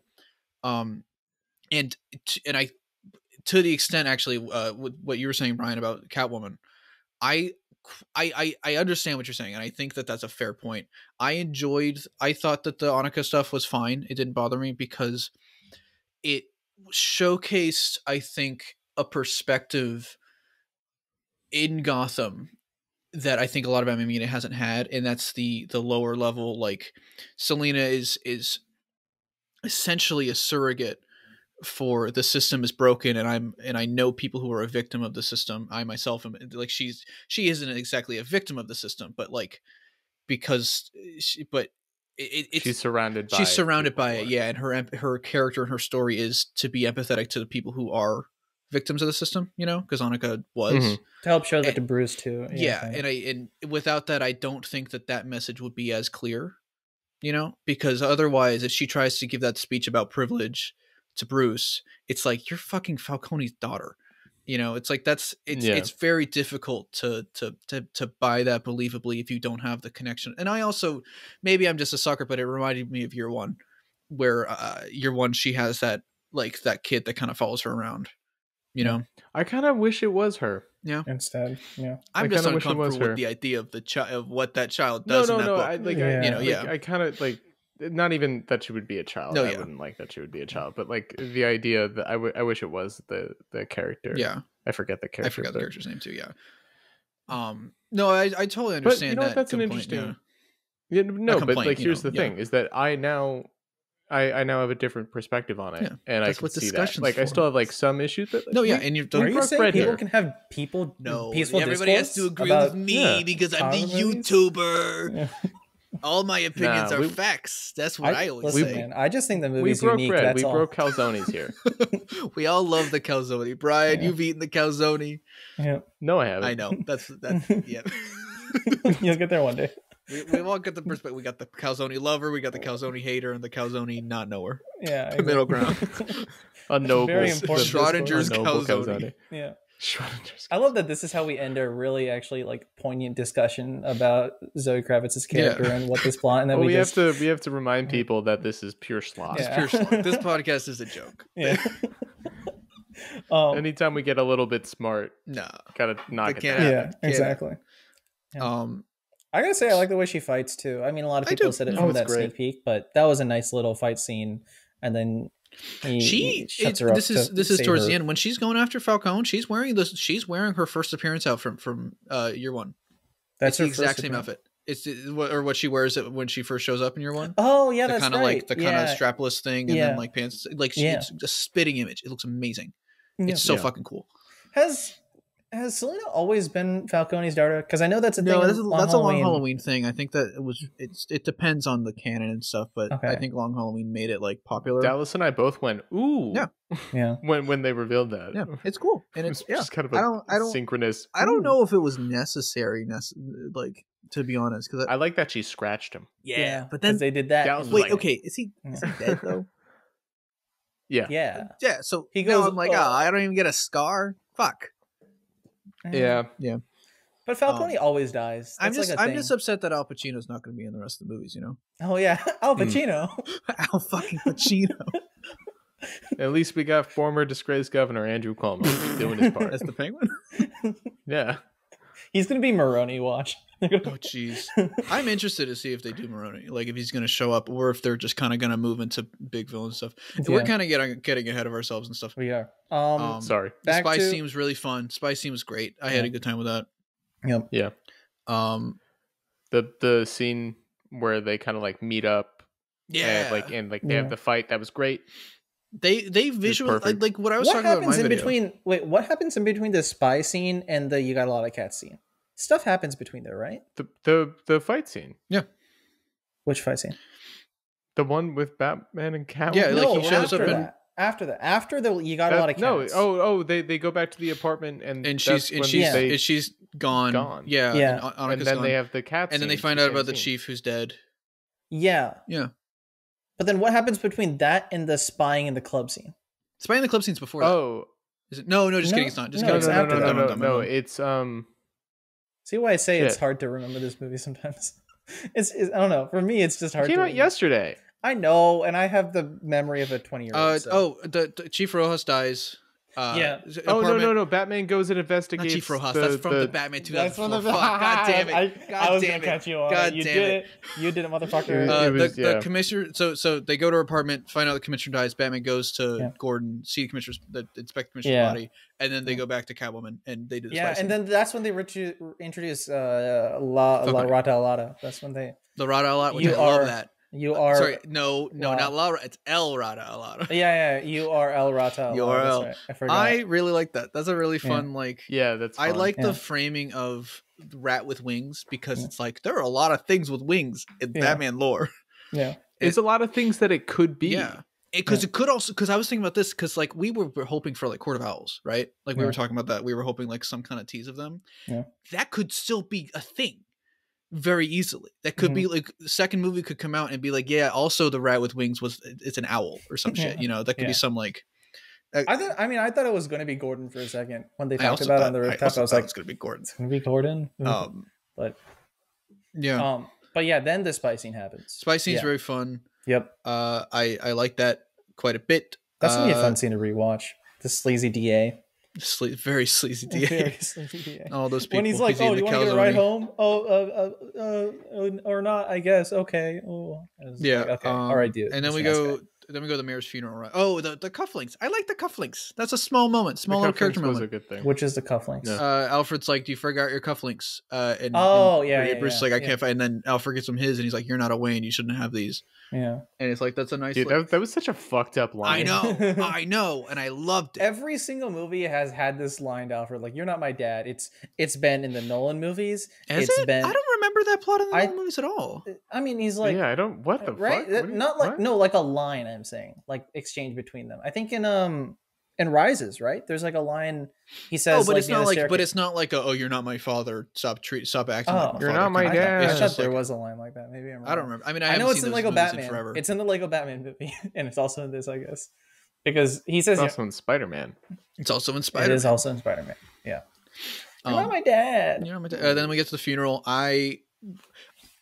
I thought it was that cop. I can't believe I'm saying that, but I love that cop. Oh, Martinez. Yeah. He's great. Hey, he's Bruce Wayne. I love the guy that's talking to Bruce Wayne and doesn't know it's Bruce Wayne, being like, "Man, fuck these rich people." Am I right? And he's like, "What? Oh, you're Bruce." You guys caught that the guy that he beat I mean, we're skipping ahead again. Sorry, but the guy that he beat the fucking shit out of at the end when he maybe takes Venom. We'll talk about it. When he beats the shit out of that guy. That's the guy from the funeral. That's the guy that he was... Yep. No! Really? Yeah, that's crazy! No. Wait, that's... Oh my god, that's fucking sick. I love that. I think, actually, similar... So I think Riddler is in the background of a lot of shots that people... That, like during that crime scene, I was like... I saw a guy in the background, I was like, is that Paul Dano? Is that me? Like, because it's so out of focus. I was like, on set that day. That's I know. Sorry, guys. He's being a good actor. I would not be surprised if we were to go back and like frame by frame and shit. If like we see Paul Dano just hanging out of the crime scene or some shit, just to be spooky. Yeah, I think that'd be a great little touch. You know, I'd actually that'd be kind of fun. There's a specific cop, and when I was watching it the second time, I noticed it again. I was like, that looks like Paul Dano in the mayor scene, in the first crime scene. Yeah. Like just in the background, it's really blurry, but I was like, that has the same shape and the same glasses. And I was like, that's fucked up. And I love that. Maybe he is just I don't know though. I don't know for sure. Guy with glasses. It could just be hair. Maybe it's just Scott the Woz. Maybe it's Eddie Burback. We all look the same, apparently. It's Peter Parker. This guy looks like Peter Parker. Oh, this guy looks like the Riddler. Oh, this guy looks with glasses. But I like the relationship that Falcone has with Bruce. The idea, because that's from Long Halloween, right? That's mostly pulled from Long Halloween. It's really nice. Bruce clearly does not want to be at this funeral, and it's like a recon mission and stuff. I think that's very interesting. I kind of like the bait and switch with Catwoman, where he's like, "Is that Catwoman?" Yeah, because we saw set photos with her. Because she's there. Yeah, we saw set photos with her wearing that outfit and stuff. Yep. Which do you think they filmed like the I don't know, maybe they did film a version of it and then no, because we saw Selena. That's so cool. I just realized this. We saw it was Zoe Kravitz. What's great. That's what I was saying. Yeah, that's before we see the face. And the funny thing is, they shot that scene multiple times. Do you think they're like fuck? By the way this person's walking, because Zoe Kravitz has such an energy, we can't have it be anybody else. Right. Yeah. Everybody will tell. But I think that's such a fun touch. Yeah, no, it's really nice. They got her on set for that. Maybe that's what. Maybe that's why it took them so long to film that scene, because they were in. I think it was Glasgow, right? They were filming that scene a lot. I remember that set was up for like at least a week or two, and I was like, I don't know what's going on, but it's taking them a while to film this. But maybe they're also filming something inside, so who knows. Can we talk about Bella Real? I like her. I think like she's not like amazing, but like I thought she was a cool. I think she's not given to her. Yeah, that's true. Yeah. I feel like she'll be. She kind of exists to be like a stand-in for the idea that the city can be better. You know. Yeah. Like I hope that in the sequel we see more from her. I think it would be interesting because I don't think we've ever seen Batman have a dynamic relationship, whatever you want to call it, like a politician. With like a politician, like a mayor or anything like that. I guess I think that would be Harvey, an interesting thing to explore. Is different, right? Does DA count as a politician? I guess so. He's elected, isn't he? No, I think it's just a public official. But no, like that. I mean, that's not the mayor. Yeah. But I'd be really interested to see that. Yeah, I think so too. That'd be interesting. Yeah. And I think it's really nice. And it's like a nice little character thing where she's like, I'm going to go up and pay my respects. Even though she didn't like that guy. She was like, I'm going to go pay my respects. And then that's kind of, I don't know if you caught this when on your first watch, but towards the end, the newscasters are like, and the family of the mayor is here to honor, to respect Bella Real getting elected. And it's like that might just be a reason to get those people in that scene, but it's like that shows that they're like kind of together and stuff. Yeah, because he saves a kid and then he saves her, and it's like they all come across. Yeah, I like that. And then a car comes through the funeral. Yeah. That scene was fucked. I loved that scene. That was great. That was tension. a really tense scene. Yeah. And then when Bruce fucking just bolts for the kid, I fucking love that. That was great. Yeah. It's really hard to not just be like, oh, that was good. This is good. Those were really good riddles though. They're pretty good to lead it in with the plot, you know. Yeah. I forgot exactly which one was. One was like justice, and one was like bribes, and then you had to say the actual bribe. Yeah, that's a good way of doing that. That last one though is not a riddle. That's just asking a question. That's it. Riddle me this. What's your name? Oh no, I don't know the answer to this one. But when we see the bomb squad cameras, right? Yeah. And we see Batman come into frame from that. The fucking coolest guy. And then all the cops are like, "You're joking." Yeah. It's great. More heavy walking. Yeah. More heavy steps. More spurs, baby. More Boba Fett walks. Dude, how heavy are your boots? Yeah. Batman's got to weigh like 1,000 pounds. Yeah. I love it. Yeah. And he just tanks that explosion just completely. Yeah. I mean, we saw in the trailer. How is his face not? Because he's pretty. He's Robert Pattinson. He's pretty. Yeah, it's his jawline. His jawline protected him. Yeah, one thing I forgot to. I took notes on this. One thing. Who's making these birthday cards? They're very specific. They're very specific. Yeah. I thought it was going to be like Edward Nashton worked at a card factory. I mean, but you've been to a Target before. There's a lot of birthday cards. So that's right. I forgot about the card for when you're going to kill Bruce Wayne and it says "See you in hell." Yeah. My favorite holiday. Yeah.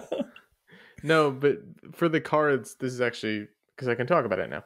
This is like this Riddler collects vintage cards, and so they're all vintage cards, and he has like a whole collection. So he's pulled, and I think he tailors everything. That's cool. To a card that he likes, which is fun. That's fun. It's just like a fun little character thing. Yeah, that's nice. And it's spooky. It's like a little bit, especially weird. With them being old. Yeah. What if I wish there was a sound one though? I wish there was one that played the happy birthday thing. I got a pocket just play instead. Yeah.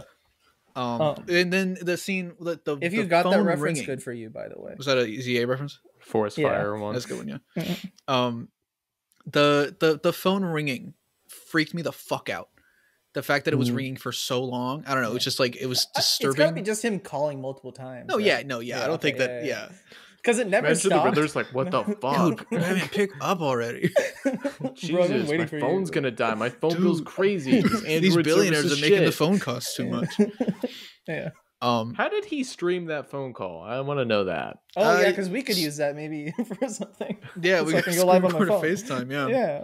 I don't know, but it's gonna be funny because like he has a whole OBS PC rig set up. He's got a really good graphics card. Yeah. You know. It's got a 3090 in there.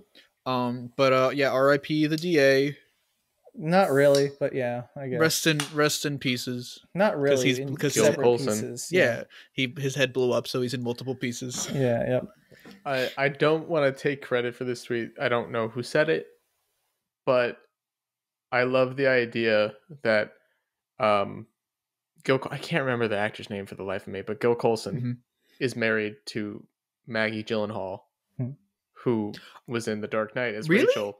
Both characters. That's great. That's really funny in Batman movies. That's really funny. That's kind of cool. That's very good. I like that. Yeah. I don't remember who made that tweet, but it's a great tweet. It's pretty good. I didn't That's think a good about catch. that. It's really funny. Yeah. So then Batman's face blows up, but then he's fine. And then we get ACAP Batman. I knew it was gonna happen. Love it. Yep. It's like I'm gonna beat up 3 cops. What are you gonna do about it? And then he beats up Gordon. Right, so he beats the shit out of him. He beats the hard. Shit. That's a great scene. He's like, you could have pulled your punch. I did. Yeah. Did your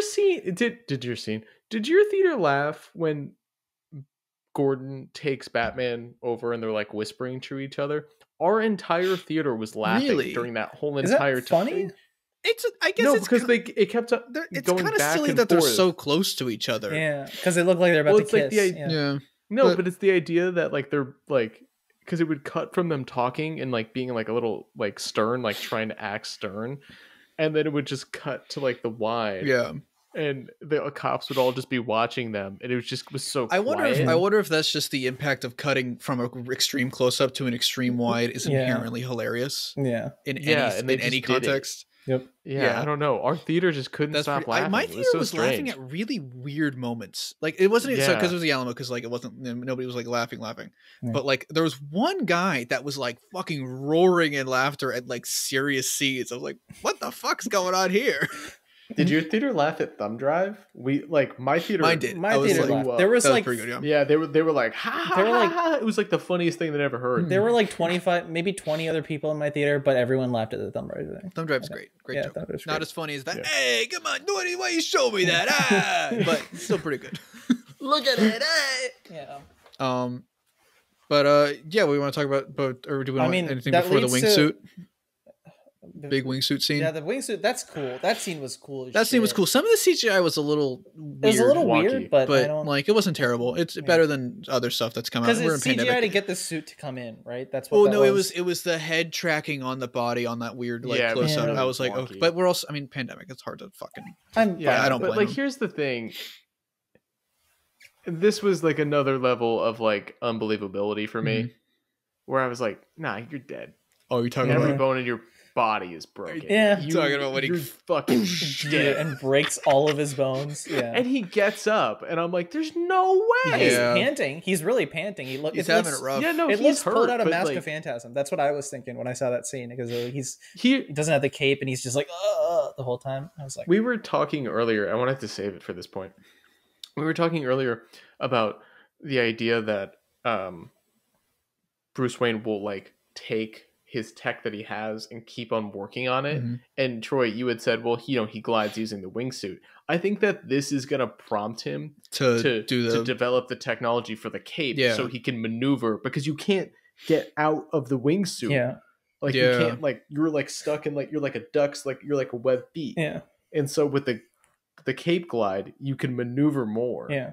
Like with that, you're kind of like, stuck. Which I wonder, motion. Like, because it cuts directly from that to the bat signal, and I'm like, did this motherfucker go out and like pick up all his armor bits that he dropped on the ground and then rush out? Yeah, I was like, where did he get the cape again? Yeah, he just has like 5 of them in that bag. But no, it was still fun. I liked that scene still. I had a good time with it. It was a cool little like set piece that was just. It wasn't like that's I guess that's one that's like not like super important. But it was it's a nice cool. Small moment. It was a cool action scene, but not amazing or anything. Yeah. Which that's how they kind of see it in action scenes in this entire thing. Is like there's like other than I guess the next thing we're going to talk about, it's a lot of like small little nice action bits in the middle of a thing. Yeah. But then there's this bit. Then there's because there we go from that to a Gordon talk to talk, and then to the stakeout, not stakeout, but like the drug bust in a way. That was. I have one thing to add. Yeah, I'm going to interrupt if I can. When he's escaping the GCPD, we see Batman running, and you know what I realized? We don't see Batman run in movies. I noticed that too. I was like, oh, he's like sprinting. Yeah, that's very true. We never see that, and I thought that was really the way cool. his shoulders move. He's like this the whole time. It was kind of fun. Yeah. You feel like this armor's heavy. You feel like that kind of take a toll on him. I want to see that. Makes me want a scene in a sequel where he has to fight as Bruce Wayne. Because I wonder if maybe what we've been saying about how he's like less of a skilled fighter is because of just the sheer weight of this armor. There's supposed to be a scene where he trains as Bruce Wayne. I don't think it's against Alfred or anything, but I think there's a scene where he trains against like he's punching blocks or some shit. And it's I think it's in like the Wayne Manor. Just cardboard blocks. It's just Minecraft. He's like built a dirt house. No, but he fights someone as Bruce Wayne like very briefly, because he fucking takes his shit out when he sneaks back into the Iceberg Lounge. Oh, he beats the shit out of like 2 people like really quickly when he dives into that one room to shut off the power. Yeah. He like when the guy follows him in, he just like, and he's fast. Boom, boom, he's really fast. So fast. And it was the armor slowing him down because he moves. That's cool. He whips. Which makes me think, what if the next movies they give him lighter armor? Like it'd be cool to progress to like the clothy style. Yeah. Like not the Ben Affleck suit exactly, but like similar to it. I really like that suit. Yeah. Like a more leathery suit, I guess. Yeah. And then we get the gun shootout, and then we get the coolest fucking that car scene I've ever seen in a goddamn movie in my life. When that thing roars, it roars. This is the Batmobile. I can't stop thinking about it. Yeah. I can't. It's fucking thunder, basically. Yeah. That engine, like, it shook the whole theater. And it's fucking the introduction. We had MX sound in our theater, and it just was roaring everywhere. Insane. Yeah. No, it was like our theater was shaking. Yeah. You could like hear seats rattling. It was like I'm not normally one to be like, oh, you have to see a movie in theaters. On the bottom of my this is fucking one you have to see in theaters. Oh yeah. Just for that scene alone. In IMAX if you can. If you're safe and shit. But like in terms of like, it's the sound of it. Yeah. Yep. Yeah. And like do we like the false start though? Wait, what false start? Like when the car stalls. Did it stall? Oh, I didn't catch that. Yeah, it stalls. It's like it's roaring, and like it's cutting between like the car and Oz's reaction, and he's terrified. It's great, and then he's like about to go, and then it goes boom.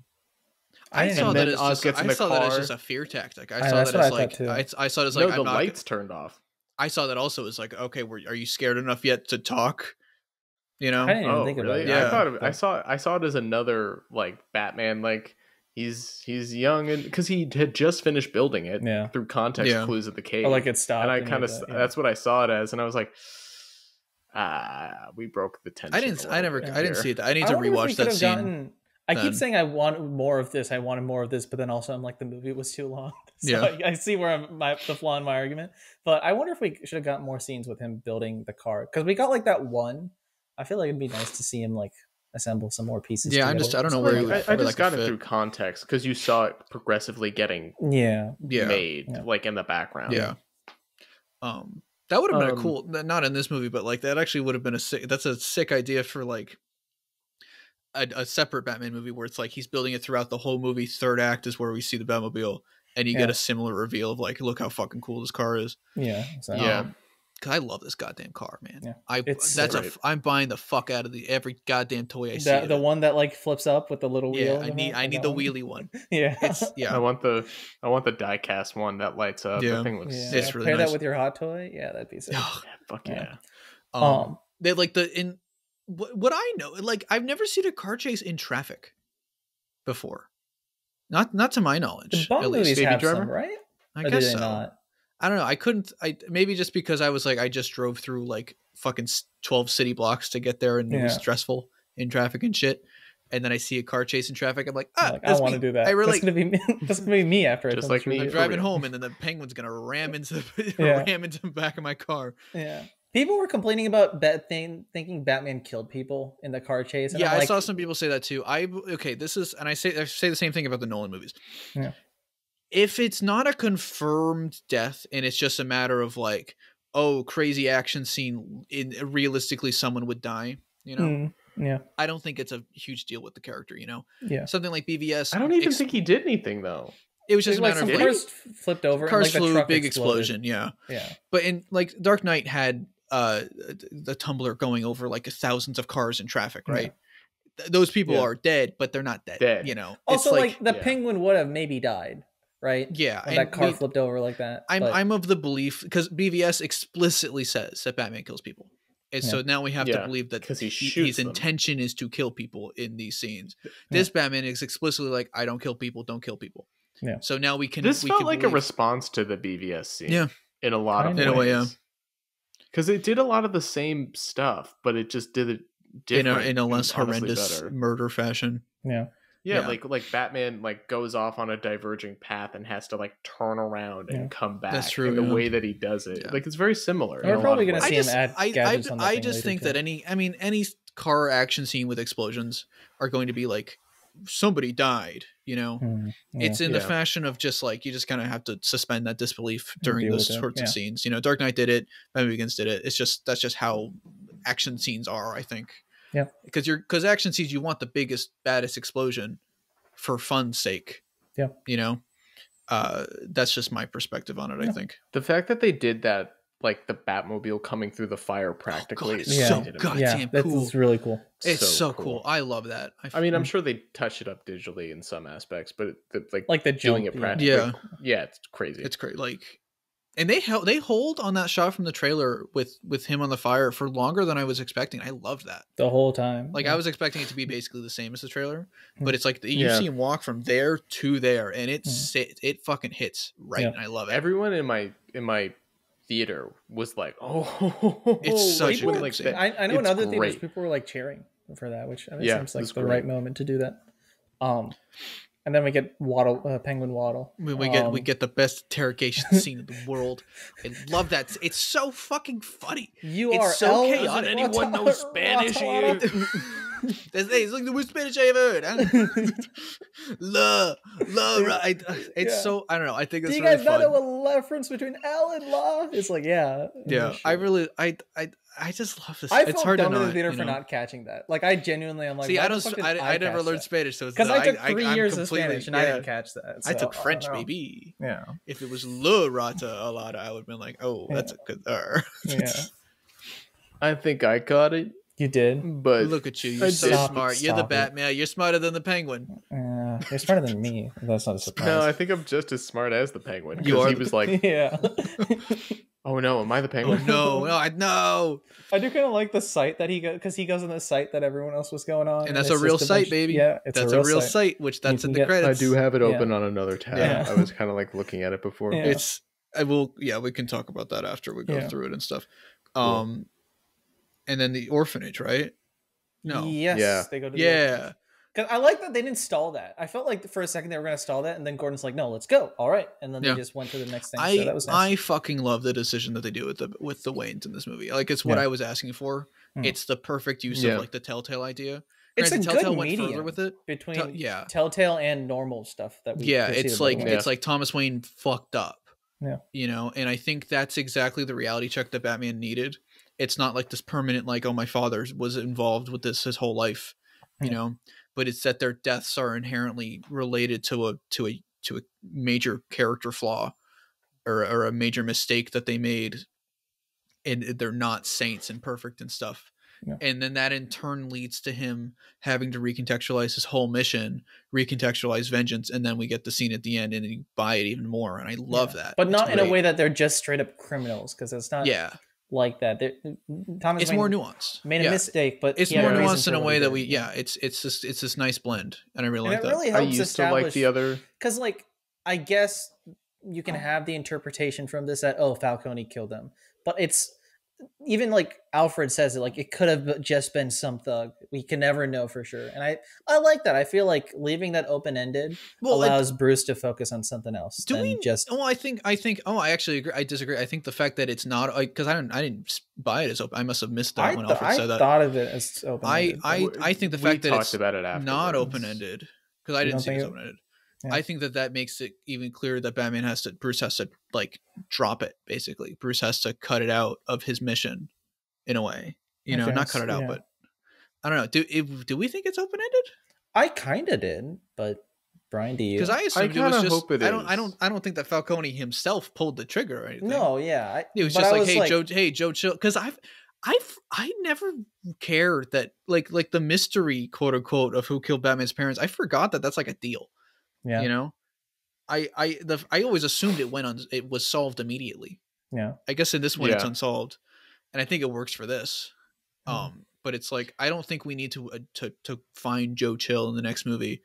I don't think it's anything for future potential, because that's not the point of his mission anymore. Yeah, I just thought it was a way to interpret it. Maybe it's not. I'm not sure. I guess you could see it as open-ended. That's true. I never thought of it like that. Because I think, the way I saw it was like, even Alfred is like, it could have been someone else. I don't know. It was convenient, so it probably was. But at this point, that's not why you do this. That's true. And like, it's less about identifying Falcone as the guy, because then eventually when he goes to Falcone's place, he stops Catwoman from killing him and shit. So it's like, it's less about him in general. And I feel like the open-endedness helps for that, but I'm not sure. Yeah, I felt like that being like him not even addressing Falcone really, like kind of confirmed the open-endedness. Interesting. That's what I had felt, because I felt like he would have said so, like, oh, no, that's not true, because then he would have revealed that he was Bruce. I mean that he was Bruce Wayne. Yeah, but I know you're gonna get shot by the Riddler in like a couple minutes, so I'm just gonna tell you right now. So yeah, you can know I'm Bruce Wayne, huh? Yeah. I thought that Wait, are we skipping ahead? I think we are a little bit. Deal? We are a little. Okay, my bad. What happens before they go to Catwoman? Wait, hold on. Sorry. Okay, so after that is the Bruce's Alfred's Alfred dies. Alfred is murdered. Alfred is murdered. I like that because I don't know, I could see the case being made that it's like we don't know this Alfred well enough because there really weren't that many scenes with him. Yeah, there are only 3 really. It's the intro. He's a minor character. Yeah. Granted, the scenes he's in are very good, but I could argue, or I could see the argument that like you might want to see the character more, and build that relationship better before you try and like have it be the crux. But at the same time, we know Bruce and Alfred. We know that. Yep. And it's like it's not holding your hand in that route. So I get that, you know. Yeah. Would you be okay with them actually having killed Alfred? Yeah, because it's only 2 years now. I think so. But you think so? I think so. I thought so as well. Really? It's hard to say because like there's 2 years. because like I'm trying to think of like then other stories that have done that, and not much has done it aside from the spoilers, I guess, for the modern comics, aside from the King run, and then the modern comics aren't even after the King run. They don't do anything with it. So it's like, and I guess you could do something interesting that's like Bruce being like, I didn't treat him enough like a father, and that's a regret of mine. You know, that could be interesting, and then maybe that could maybe even play into like Robin of like, that's exactly that could be what interesting. I was about to say. That'd be different. That was exactly. I wouldn't be opposed to it, but I could also be like, I don't need. I think maybe he might die in this trilogy. I definitely think so. Yeah, that's definitely likely. Yeah.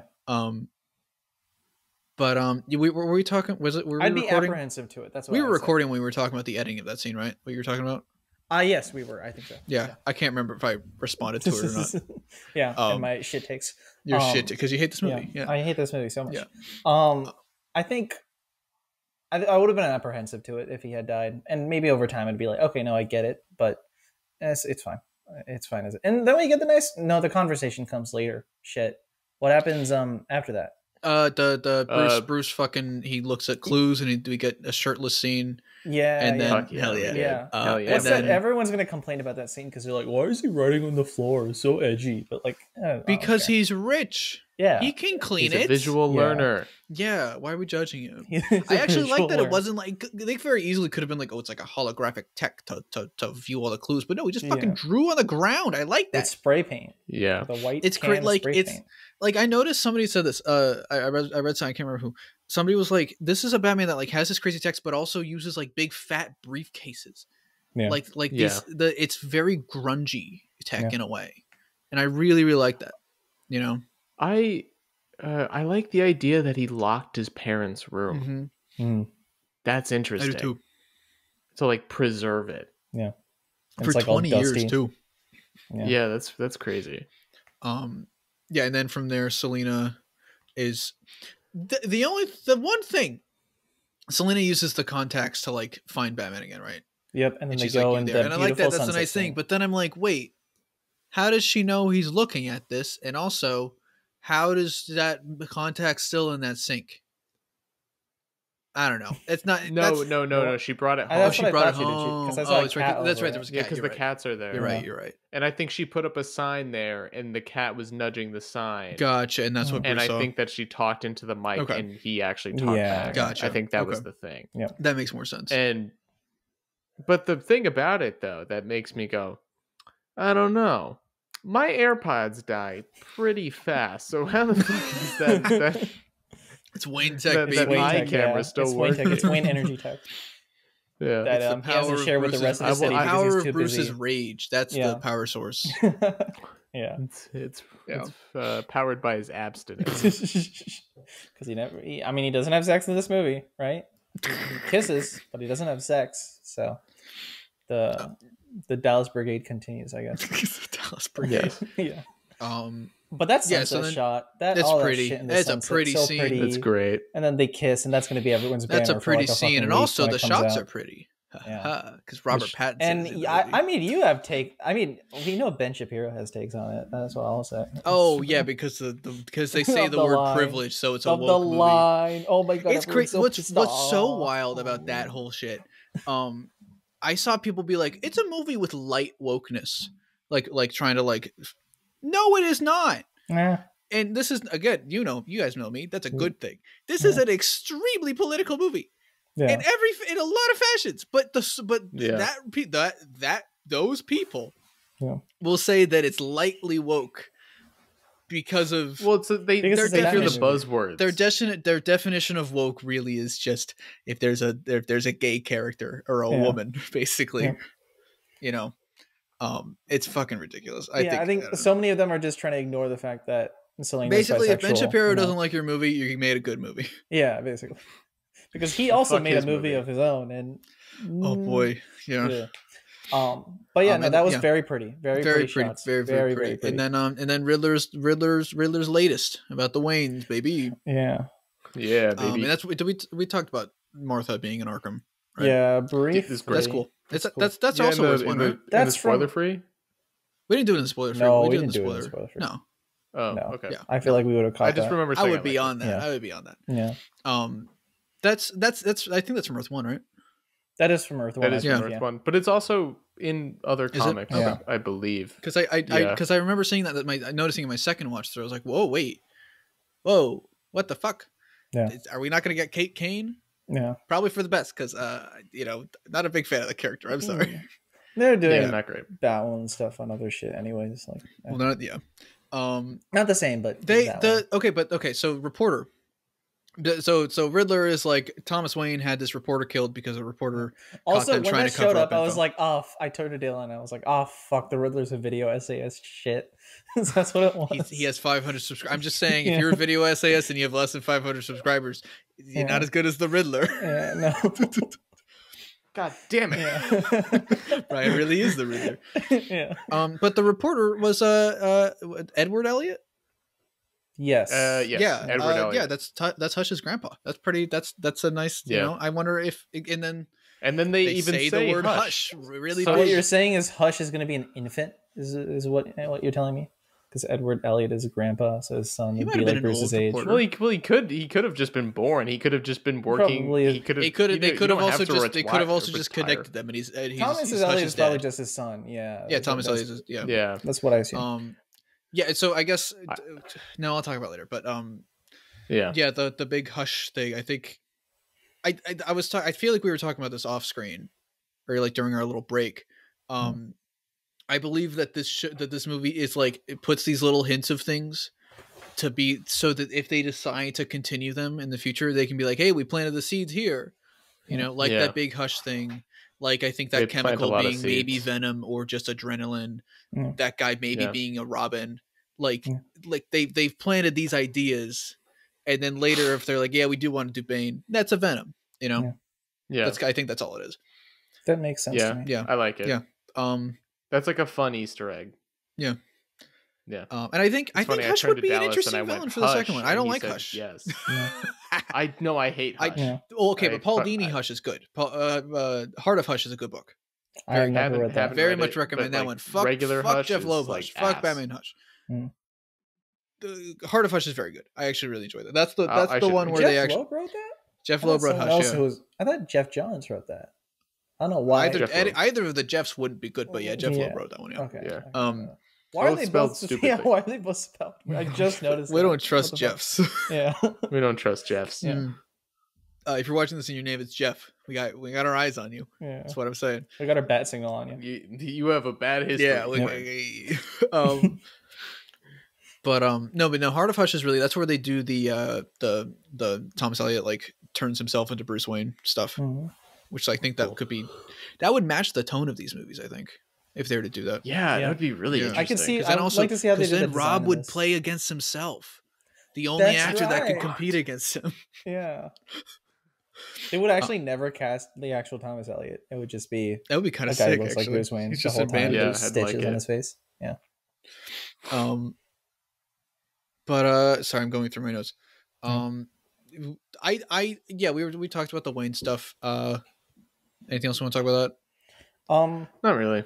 Yeah, it's good. It's really a good medium between both. It's good. I like best of both worlds, to quote Hannah Montana. Yeah. Jesus Christ! You didn't watch Hannah Montana growing up. I didn't. No. Yeah, you're lying. I watched like 2 episodes of Smithy, we know how old you are. I watched Dog with a Blog when it was rerunning on other shit. On reruns? It wasn't like reruns. It was like there was a couple. We might need to take another break. I gotta. It was like on YouTube, and then I think it was just playing the first season. I almost spat out my drink when you said YouTube. Jesus Christ! It was on YouTube, but they put the gradient over it where it was like white in the middle, and then like it was like focused weirdly. Like, you know, in Sifu when you're fighting a boss and then you go from 20 to 75 in like 5 minutes. That's how I feel right now. I feel like the Matt Damon meme from the Saving Private Ryan. I'm sorry.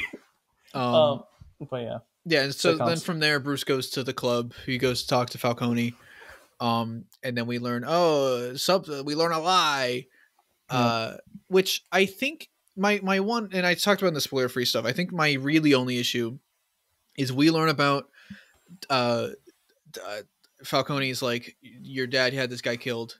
And then we go to Alfred, and then Alfred's like, your dad had that guy. Like, we learn the same information. It's just a different person. Yeah. It's just another. There's basically repeating it. Yeah. And I was just like, okay, I don't know. I understand why it's necessary. Do you think maybe there should have been a scene between that to like? I think so. Base it up? Yeah, I think maybe you can move shuffle. Honestly, I wonder. I'm surprised. I was gonna say like a scene with Riddler on his own, but I don't think that would have worked. No, you want everything to still be kind of Bruce POV. I think for the most part. So especially for that character, yeah, for what happens, and then do we get the scene with Alfred after that? We get the scene with Alfred, which is really nice. That's a really nice scene. I loved that. I love that scene. That's like one of my favorites. Like, I love stories where Bruce takes Alfred for granted, and he has to remember like, this is the guy that raised me. Yeah. And I think it's interesting to see an Alfred that is flawed. It's this scene. It's in the scene in Batman Begins at the bottom of the elevator, or those like 2 scenes to me where it's like, Alfred and Bruce have a father-son relationship, and you just need to cement that home. And I think it's interesting how because of this version of Alfred, he's like, I wasn't a father to you. I taught you how to fight, and that's basically it. Yeah. And I wonder how they're gonna. And I think that could be an interesting dynamic for the future of it. You know, because it's not like this Alfred was the best father figure in the world, and Bruce is just being an angsty little asshole. It's that this Alfred was also not a great. He just didn't know what to do. He didn't, because he's not his dad. He's a butler. Yep. You know, and he's a butler from the circus with the Graysons. Yeah. Yeah, freaking Dick's gonna show up and Alfred's gonna be like, "Hey, from the circus too. Hey, let's do." Hey, I remember you when you were like an infant. They're doing like trapeze things, like in the back. They're juggling together. They're riding unicycles. And Batman's like, I don't like clowns. Come on. I have that thing against clowns. And then from there, so from there's the Selena uses the bat signal to call Bruce. I like that. That was a fun little. I thought. Wait, you put the. Is that you? I thought it was you. I like the view of him just sitting in the driver's seat, just looking out the window. He's like. It feels like a very hello officer kind of moment, you know. That was pretty good. We find out that Falcone had the Annika character killed, and Selena is mad and is going to kill. That's a horrifying voicemail to listen to. It was that actress kid screamed. That actress that was horrifying shrieks. I'm just gonna say, Zoe Kravitz listening to a phone call of someone getting assaulted, and being horrified by it has happened twice this year. That's all I'm going to say. What is it? Was it in the Mimi movie or whatever? Mimi. Yeah, it was in Mimi. Kimmy, you mean?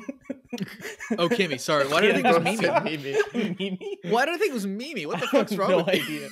I love Mimis. But it's just funny that that's happened twice this year. That's interesting. I didn't know that. That's pretty funny. Yeah. It's her character arc. Yeah. No, it's not even getting assaulted. Also getting murdered. And really? Both. Assaulted? No. Someone get a salsa? A salsa. Getting salsa. Hey, can I get a salsa? Me when I'm at Taco Bell. I liked this was a small moment. It was like kind of a short plot arc, and I wonder, this movie feels episodic in a way. Like it feels kind of split into chunks. It feels like it has 12 chapters. Yeah, it feels like 12, that's a lot of chapters. But like I would say, like this feels like, you know how Disney Plus has been making 6-hour movies. This feels like that. That just feels like this feels like a 3-hour movie that was just, you know, you're binging a TV show. It's not a bad thing. I bet the 4-hour cut feels more like that too. There's a 4-hour cut? Yeah, because it was a 4-hour cut, and then Matt boiled it down a little bit. That's crazy. Yeah, I didn't even. I want to see. I need to see that. Yeah, I want to see. I think we'll get a lot of it. I don't think we'll get the whole cut because I don't think they'll release that. But I think we'll see a lot. I don't know. I think they might. I don't know. It depends on how much Vengeance cut. The Vengeance is Red cut. If they do that, no. I like her trying to kill the Kenzie guy and then Bruce having to save him. Yep, that was pretty nice. That Kenzie guy is cool. He was in the movie a lot more. Oh, the actor. I was like, the character's not cool. Hang on. The actor was good. I'm saying the actor was good for that like monologue he has to explain everything. I was like, okay, you're doing something. I want to throw it back to like the scene where Batman punches Gordon and escapes. Oh yes. This is just like a great line of dialogue from Batman, and it's so out of like an old-timey detective movie. I love it when he goes, "Who's the mustache with the broken nose?" What a great line. So good. There's also, you know, where he's like, "No, he moonlights as a cop." That line about moonlighting, I mean, the phrase moonlighting is also in Batman Begins, I think. Because it's a phrase. Yeah, I didn't realize it was as established of a phrase. I thought it was just like a random thing. I had to look it up because I didn't. It's crazy. They say hello in this movie. They also say that in Spider-Man: No Way Home. I didn't know that. That's crazy. Is that a reference? I think that's a reference. They drink water in this movie. Do they drink? They drink water in Doctor Strange: Multiverse of Madness. Whoa, is it connected? Okay, but I'm sorry. I love you. They've got Little Caesars in this movie. They don't have Little Caesars in Spider-Man: No Way Home. Yeah, Little Caesars doesn't exist in the MCU. That's not a reference. That's not a reference in the MCU. Yeah. Not in the multiverse that we know. Yeah. You say the multiverse is real? In Multiverse of Madness, we're gonna go to an all-inhabited Little Caesars pizza where like the whole planet are just calzones. Yeah. It's walking around. It's similar. It's like how in Spider-Verse, the Spider-Ham universe, it's pigs and they eat people. It's calzones and they eat people. Wait, they eat people in the Spider-Ham universe? I'm pretty sure. Yeah. Right. No I way. thought hot dogs were made out of human beings in that universe. What the hell? I didn't know that. Did I make that up? I thought if not, then that'd be really funny. That'd be kind of funny. That's kind of fucked up. But I guess it's fucked up that we eat hot dogs. But it's not fucked up that we eat pigs. Interesting, Brian. Yeah. Interesting Classic take you have. Brian. Yeah. I stand by my take. I'm just saying. Unlike Mithy, I will stand my ground on this. Every time you eat a glizzy, you're New York glizzies. You eat a little bit of John Mulaney. I also. I feel like a lot of people. I also like take off. What is it like? Isn't it like 30? How much time is it off your life? 13 hours? Is it really? Oh fuck! I gotta stop eating glizzies. Yeah, gotta see it increases your rate of cancer. Like some fact. Like really fuck! I gotta stop eating glizzies. But they're so good. And glizzies is such a funny word to say. Yeah, it reduces your life expectancy by like a pretty sizable margin. There was some study that was not a life without hot dogs. I don't want to live. All right. It's not a life I want to live. You know what I mean? If there's not a glizzy going down my mouth, I don't want to live. I'm just really upset that Rob didn't have to go search for a hot dog in this movie. Oh yeah, that's right. He didn't do that. That's gonna be the sequel. I wish that was one of the monologues. You could actually edit that in the movie. I'm pretty sure. Yeah, you could. You just need him because he's always going around the city. You just need to take the clips of that and then just put that over it. Him on his motorbike as he beats up the dude, he's beating him up for a hot dog. You know? You put a hot dog in the dude's mouth instead of a machete. How are you supposed to be? I'm looking for. I'm hungry. Hot dog. I'm hungry. I'm hungry. So yeah, Selena goes to Falcone, wearing a cute little pink wig. The way you said that for a second sounded like fuck Coney, and I was like, what? Fuck Coney. Fuck Coney Island. Fuck Coney Island. Yeah. Like in Spider-Man? The Vulture says. God fucking damn it. You said the Vulture, I said Spider-Man. I said a funnier joke. That's all I'm saying. You did. Okay. All right. Listen, Mithy, I'm sorry we're bullying you too much. We're going to get comments about it. Last time I interrupted you too much. This time they're going to be like, you're too mean to Mithy. If you're in the comments commenting that, yeah, comment. You. Make sure you comment. That's what blink twice if you're being trapped. Yeah, okay. But yeah, Falcone. Yeah, we got a cool fight. The piece of shit. Selena gets smacked in the face. She does with that cane or whatever. Someone in my theater went, "Ooh." it took every out. So okay, there's a scene in like a fucking Seinfeld episode where George. This is a tangent, and I promise it's worth it. Where George is like, I'm gonna go to a movie theater and tell the really funny joke, and his joke was just at an explosion, saying, "Oh, that's gotta hurt," and that was like the bit that he had, and it was really not funny. And so Olivia and I have been saying that all the time now during movies, and it took every fiber of my being to not say that when she got smacked with the shovel. Go, "Ooh, that's gotta hurt." Jeez. But boy, she got it rough. She got zonked.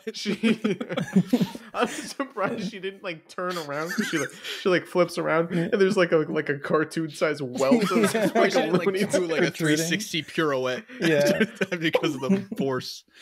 The pan, like a Disney movie. Face, yeah. But no, yeah, and then we get a fight with Falcone. Batman sneaks in. He switches costumes. That's a cool moment. I understand that it is very detached from the main plot. I totally get that. Yeah. But I still like it. Yeah, it works. But it still serves in because they have to bring the rat into the light. Yeah, I kind of laughed under my breath when there's like, oh, because the light is like a light pole. All right. Okay. Here's what I thought when they did the overhead shot, looking down, and Batman's like.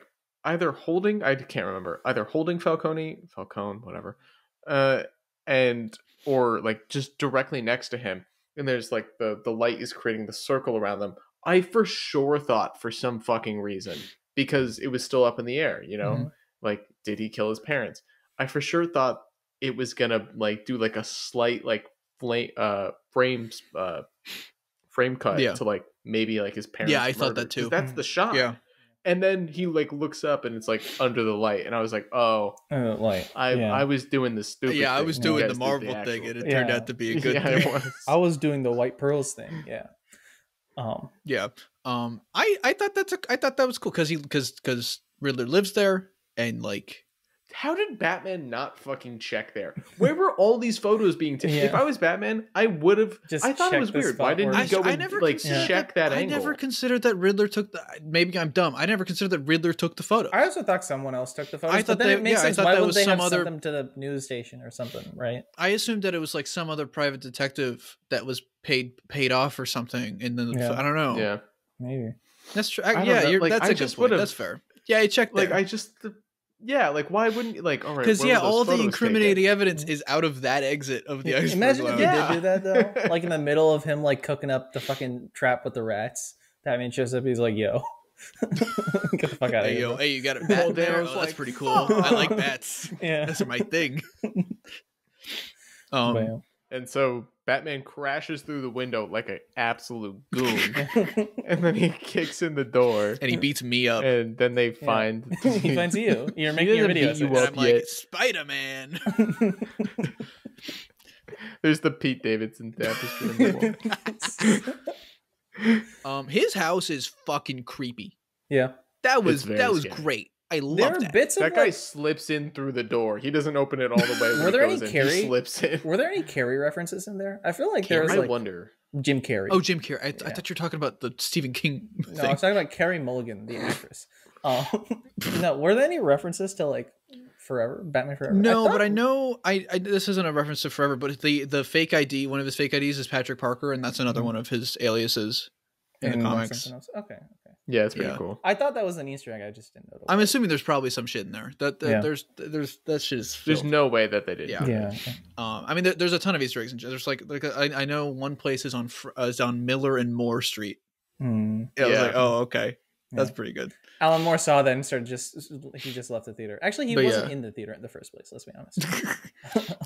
But then, so they find me at the coffee shop as I'm dipping my finger into the coffee. No, he had a tool. He had like a stick or something. He wasn't doing it with his finger. He used his finger still. But he was doing it fingies. That's a gross guy. I know he was. And he does. We all know he doesn't wash his hands. There's no way that man washes his hands. Yeah. It's he actively goes out of his way not to. It's a medium spice latte. Spice. Somebody, so he'll leave a public bathroom and they'll be like, "Aren't you gonna wash your hands?" And he's gonna be like, "No, because I'm evil." No. And he'll give that like classic smile. He'll be like, "No," and I'll leave. I like that he goes, "Just ordered pumpkin pie." Yeah. and then I was like, "Oh fuck, I love pumpkin pie." Batman's like, "Stop it." I wonder, can I have some? What if there's an interview with Matt Reeves in like 2 weeks and he's like, yeah, actually an inspiration for the Riddler was this guy on YouTube that I found a long time ago. No. It was 2017. You were a smaller channel back then, more niche. Yeah. He had like about. He started writing that would be really fucking funny. He wouldn't shut the fuck up about Spider-Man. He wouldn't stop talking about billionaires, and so I put that into the character. And so then in the Arkham Asylum scene, I had him say the word billionaires. Yeah. You can see where I got my inspiration. It's very wonderful. But yeah, do we want to talk about scene? I guess would we call it an interrogation scene, or where the in Ave Arkham Maria scene? That's what I'm calling it. With I guess that's what you could call it. Are you talking before? Is there something before that? No, where they arrest him and then he's like, "Hey, the Riddler asked for you." The Dark Knight scene. Everyone's calling it the Dark Knight scene because it happened. I hate that. Can we stop? No, I know people. Can movies just be themselves? The Dark Knight did not. Wait, the Dark Knight did not create the idea of. This is not after the movie came out. This is before the movie came out. They're like, "Oh, it's because he's talking with the prisoner. It's gonna be like the Dark Knight." And I was like, it's gonna be different. It's more like the Suicide Squad because it's exactly the same. In the Dark Knight, they're in the same room, but in the Suicide Squad, his daughter talks. The Bloodsport's daughter. Oh, okay. I was thinking of the 2016 Suicide Squad. I'm talking about the good one. Okay, the good movie that everybody just decided to forget for some reason. You did say that was my. That's on you. That's on me. That was a great scene. That's a really great scene. Paul Dano really let loose for the a movie that he's not always in, because he's not really in a lot of this movie, to be honest. And I don't know how much of this movie is he under mask. I feel like for all of his murders, he's probably is pretty much. Yeah. I mean, he's probably only unmasked for like 5 minutes total max. Yeah. Because like stunts, I guess. But yeah, no, I think I really like that conversation. I want to watch that again because that was intense as shit. And it's the tension of just like because I thought I was convinced that he knew that Batman was Bruce. Yeah. And then, like, I didn't even catch that he didn't know. And on my first viewing, it was only on my second viewing I was distracted by my yummy chicken sandwich at the Alamo Draft House because it was a very yummy sandwich. Pizza, but it was a really yummy sandwich. But no, I love, and then just the tension of just like the reveal of like, sucks we didn't get Bruce Wayne though, huh? It's great on my side. I love that. Yeah. Here's another aspect of the scene that I may have just realized, like in a smaller way, like when Batman. Don't do that. I just realized I forgot to show off the ugly ass shirt. No, why are you still wearing that? I did laundry yesterday. My theory is because you're the Riddler. You're so creepy. Because I'm the Riddler. I don't shower. Yeah, you don't shower. You just keep wearing it. I don't shower and I don't wash my hands. No, but when he looks at the camera, I kind of think of it like he's like maybe considering beating the shit out of Paul Dano. Yeah. And what I think is interesting is that once Bruce realizes that he doesn't know who he is, maybe that's like in some small way like a character check of like, oh, I was fully ready to beat the shit out of this guy because he might know who I was. But like if he had done it, like they don't do it, but I think that could have been an interesting thing to play with. Yeah. Not enough time for it, but it would have been interesting. No, yeah, I agree. And I think also maybe that's what I thought as well, but I think another reading of the scene could be just like he sees the surveillance footage and he realizes he can't beat the shit out of him because he's being watched or some shit. That's how I thought of it too. I guess that's that's what I was saying is that he like couldn't do it because he wanted to. I don't know why what did my brain think? What the fuck is wrong with me? I don't know. I don't know. I'm dumb. No, I really it's just the way he fucking says Bruce Wayne is fucking creepy. Bruce Wayne. And I knew that was trailer editing. I knew that was trailer editing. Yeah. Yeah. That's a good bait and switch too. That's great. because they show the shot of Bruce, and you're like, oh, okay. Because we had never any we had no reason to believe. I mean, like we could infer and we could hope, that Riddler knew who Bruce Wayne was, or Batman was Bruce Wayne.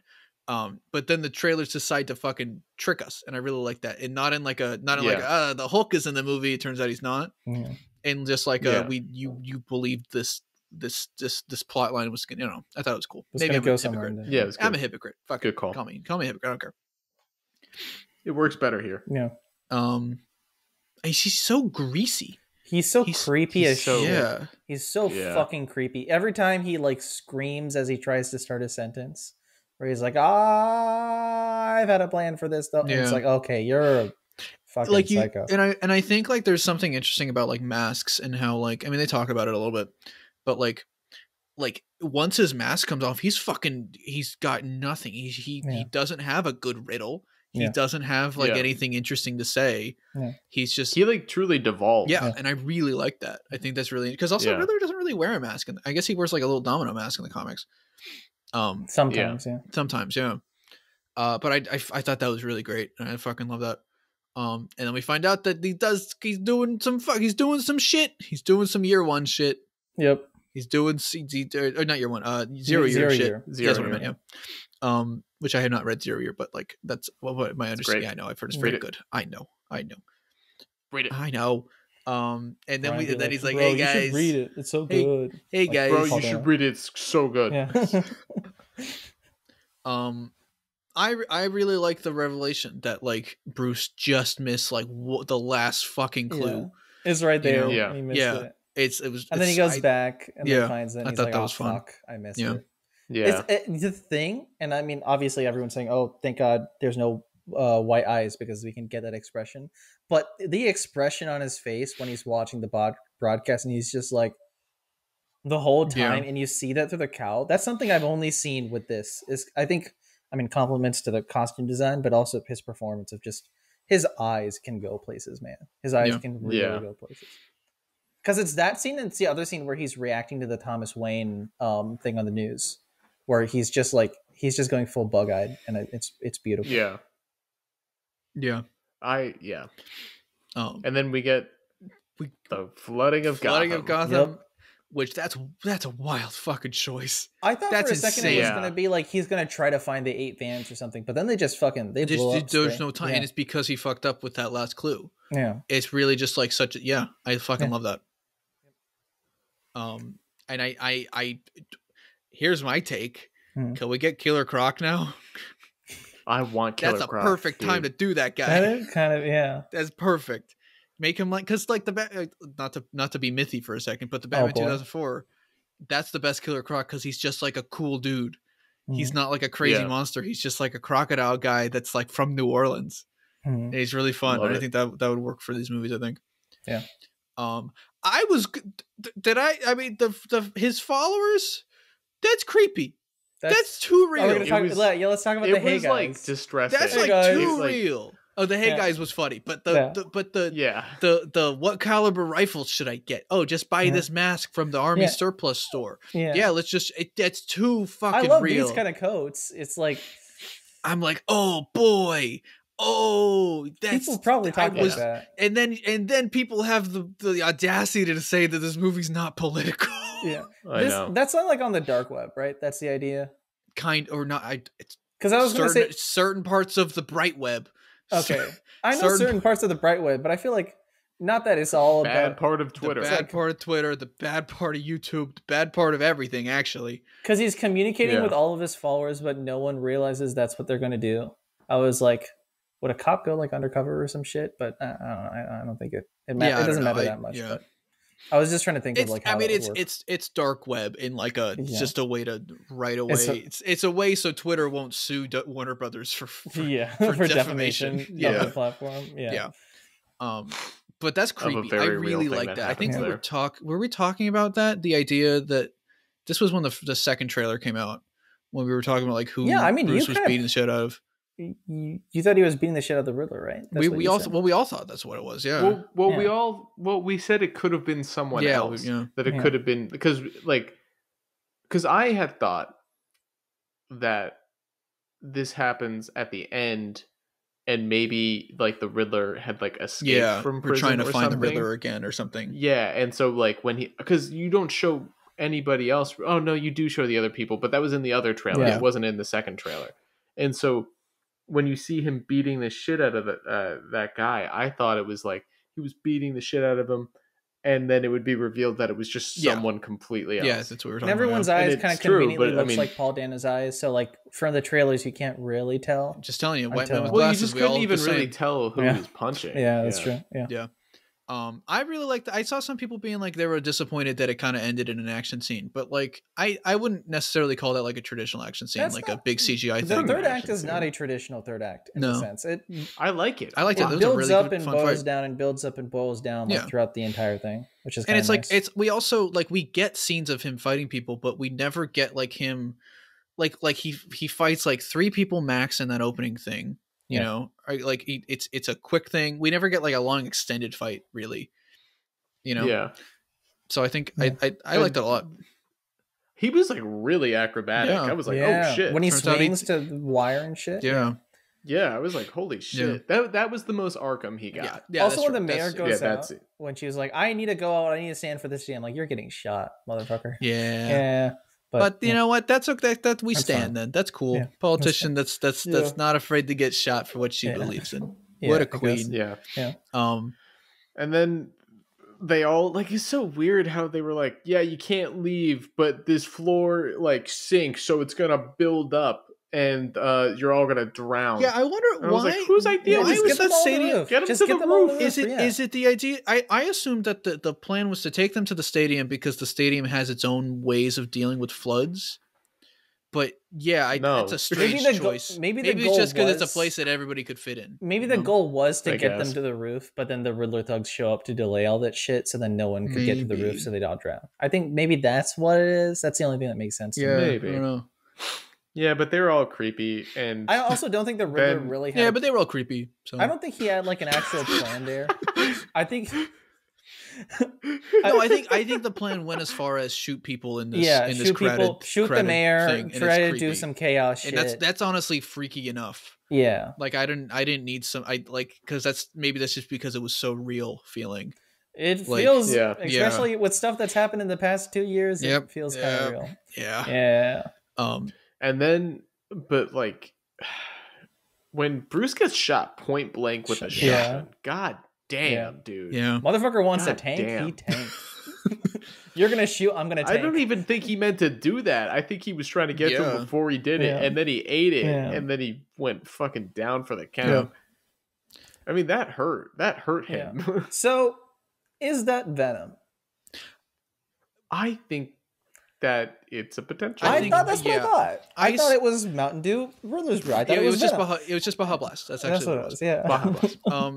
I initially was like, is that Venom or it's probably just adrenaline, right? My theory is that there's a scene where he was maybe developing it or doing something with it so that it doesn't feel...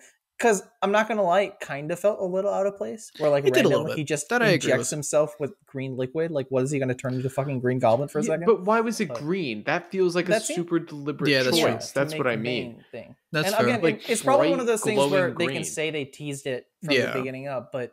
I do think they thought of it, at least. I think the only... this is just me. I think the only reason I'm hesitant to say it's Venom is because... is because frankly, I don't want Bane. We already... Well, I just think of Batman Venom. Yeah. I don't even think of... Like, you know what I mean? Like, of just being addicted to, like, this substance. Yeah, that's true. That's what I think. What if it's drops? What if that's... I don't know what drops do to a person. Drops? You have to do it in your eye. Oh, yeah, that's right. Oh, I thought you ate the drops. That's what I thought, Did I miss people doing it? No, you do it in the eye. That's the whole thing. I thought they were like candies. Yeah, like eye drops. Oh. Drops. I didn't miss. I missed that apparently. For that reason alone, Gil Colson does it. That's a really strong. That's not. Yeah, you ever do eye drops? You ever take eye drops? Those suck. Yeah, I miss half the time. I'd waste like $600. But yeah, no, it could be Venom, or it could just be. I think if it is Venom, it could be interesting. It could be interesting to do something in the future where Bane comes on the scene, and that is the new drug. you know, and it is like maybe it's a drug that's not to pull from Arrow, but it's the drug that gives people super strength. You know. Yeah, but like here's the thing is that I feel like I don't know if it was necessarily super strength either. I don't know why it would be so bright glowing green. That's the stuff. There was attention drawn to it. It wasn't just him being angry. And I guess like it wasn't like an EpiPen shit. It was like a thing, and it had a specific. He had a notch in his pants, in his belt for him to put it in, and that's why it feels so deliberate. And I'm like, I think there was a scene cut there. There has to be a scene cut there in the middle that's like not to establish it completely, but like be like this thing. I'm working with something, and Alfred's like, "You shouldn't do that." And he's like, "I don't care what happens to me," something like that. That's true. I don't know. You shouldn't take those drugs. Honestly, I didn't think about it that hard. I know a lot of people. I'm only thinking about it now because that's the weird thing in that scene. That's the only weird thing in that scene. But then we get the start of the best. One thing about this final fight that I do want to talk about. Yeah. Selena Kyle is the strongest person that's ever existed in a Batman movie. How the fuck did she pull him up? How the fuck we established that this Batman's heavy as fuck. He's probably like 230 pounds there. Right? No, he's probably like upwards of like 300, maybe. You think so? No, I don't fucking know, man. He's probably I don't know weights. He's carrying like 50 pounds on him, right? I think Rob is believably at 6'1" and like where he's at. I think he's a believable 180, and then you add the armor on. I think we're talking like, 250. I think he's like 190. I think he's 1,000 pounds. I think he's like 190. That's fine. That's fair. I agree. He collapses through the floors if it's not supported enough. That's why he only shows up at certain places. In the opening scene where we see him for the first time, there was that crash before he continues. The footsteps were so loud. He was actually on the roof. The footsteps. He was on the roof of the subway thing, and he actually fell through. He's like, I guess I'm doing. That's why he has to build a car for himself, because if he just sits in a normal car, it just goes all the way fucking through. But no, I fucking from the moment that place starts to get flooded and we see like the electrical box like hanging and stuff, like from that. I mean, first the thug, the first thug, that onward, fucking perfect, man. I fucking love that scene. Yep. Like he's just realizing what he has to do. Yeah. You just see it. And like it's only music too. It's not there's not some like there's no other sound effects, there's no like speech or anything. It's straight up just Reeves was like, Giacchino's score is going to tell this. Yeah. And like it's so believable. I fucking and love the way they mess with the lights. Trusting the people that you pick. Yeah. The way they mess with the lights too there, where it's just the blue and red, and it cuts off, and then it's all the red. Because when brilliant production design. Love when Batman's red. I love when Batman is red. But brilliant production design. Just whoever decided to come up with that set piece, fucking hats off. Yeah, because that's such a engaging set piece where you still feel the tension of it, even though things are kind of gonna be fine. It's like you still feel that tension. And when he like cuts the fucking thing and it knocks him out and he falls in the water, I was like, oh. Also, we were right. It pops out. Yeah, that's nice. That's cool. What if it's still the gun? It could be the gun still. They never addressed it. They never addressed it. Yeah, I think it is. Because if it is the gun, that makes it even cooler. That makes that scene even better. Yeah. You know. Yeah. Because he's using it to save lives. Hippocratic oath, baby. Yeah. Let's go. And then Falcone. Why the fuck did Falcone laugh at that? That was a funny joke. Because it sounded like Hippocratic oath, and I think that because knowing the story that it's like, it's good funny. One. Because I was like, why the fuck are you just laughing at Hippocratic oath? You dumb piece of human shit. Hey, don't say that about Al Pacino. Sorry, it will never not be funny to me. I'm sorry. But he wades through the waters with that fucking torch, the flare, and then the shot where he's like reaching his hand in to help the people. Yeah, and then the kid grabs. That's a Superman shot. Yeah, it is. Yeah. And that's the best. I thought about it while I was watching the second movie, and I almost tweeted it when the movie was over, but I didn't. I almost cloud tweeted. I believe that Superman does not work when you write him like Batman, but Batman is at his best when you try and write him like Superman in a way. Yeah. You know, and this is like exactly that. It's fucking great. Yeah. God, I love this. Can I talk about a superficial aspect of this? Yeah. Like, I thought it was just so telling of how Batman has crafted his suit, because throwing it back to like the first time we go to the Iceberg Lounge and he turns around to Cobblepot and he has the thing, which is really cool actually, that they like he has all these gadgets. He that really just likes using shoot that grapnel gun. He uses that grapnel gun. Yeah, he shoots it through a guy's leg. Yep. Yeah, he shoots it through one of the twins' Sick. legs. It's kind of crazy. And then, but like a stick comes out. It's like a baton for him to like hit Cobblepot with. And then when you find out that it doubles as a flare, you're just like, this Batman has thought of so many things. I didn't even catch that. That's what that is. Is that the same that's thing? What that was. Yeah. Oh my god, that's sick. That's really cool. Like, it's just like such a nice touch. Like there's so much thought that went into this character. It wasn't just like that he took it out. It was like he shot it out and then took it off and then it's great. That's really cool. I never got that. Yeah. But then he brings them out and then the fucking the song starts the top again. down shot of them wading through the water. Yeah. Remember when we thought that was in the cops? way starting. And like probably a couple of those people are cops and we're like, oh, it's cops. I didn't think it was cops. I knew it was. I thought it was going to be human trafficking victims. Someone told me it was Brian. Were you the one that told me it's cops? Someone told me it was cops. No, I remember you brought it up. I think some people thought that they were like cops being guided through something. Yeah, I brought it up. I don't think you brought it up, Brian. Maybe I was like, I don't think I. Maybe I just saw it on Twitter. I have no idea. And regurgitated it. And because that's all I'm good for. No, come on, shut up. Fuck you. Shut up. Yeah, we'll bully you now. Fuck you. Yeah, we'll bully you now. Fuck you. You're not stupid, you idiot. Like that.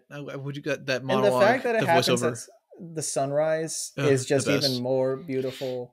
Like that. Look at that frame. Just look at that fucking frame. For audio listeners, that's like one of it's the shot. It's the frame of him. Yeah. If the frame, it's the frame. It's the shot. And it's not even that. If that was it, I would have been happy. But then he sets the woman down in the stretcher and she touches his arm. Yeah. And then he touches her arm back and gives her like a little nod before she's right up. And I'm like, it's so good. Perfect. That is fucking perfect. There is not another scene in this monologue. Movie his monologue about like I learned that vengeance like can't change the past, mine or anybody else's, and that it has to come from a different place, a place of hope. I was like, holy shit, dude.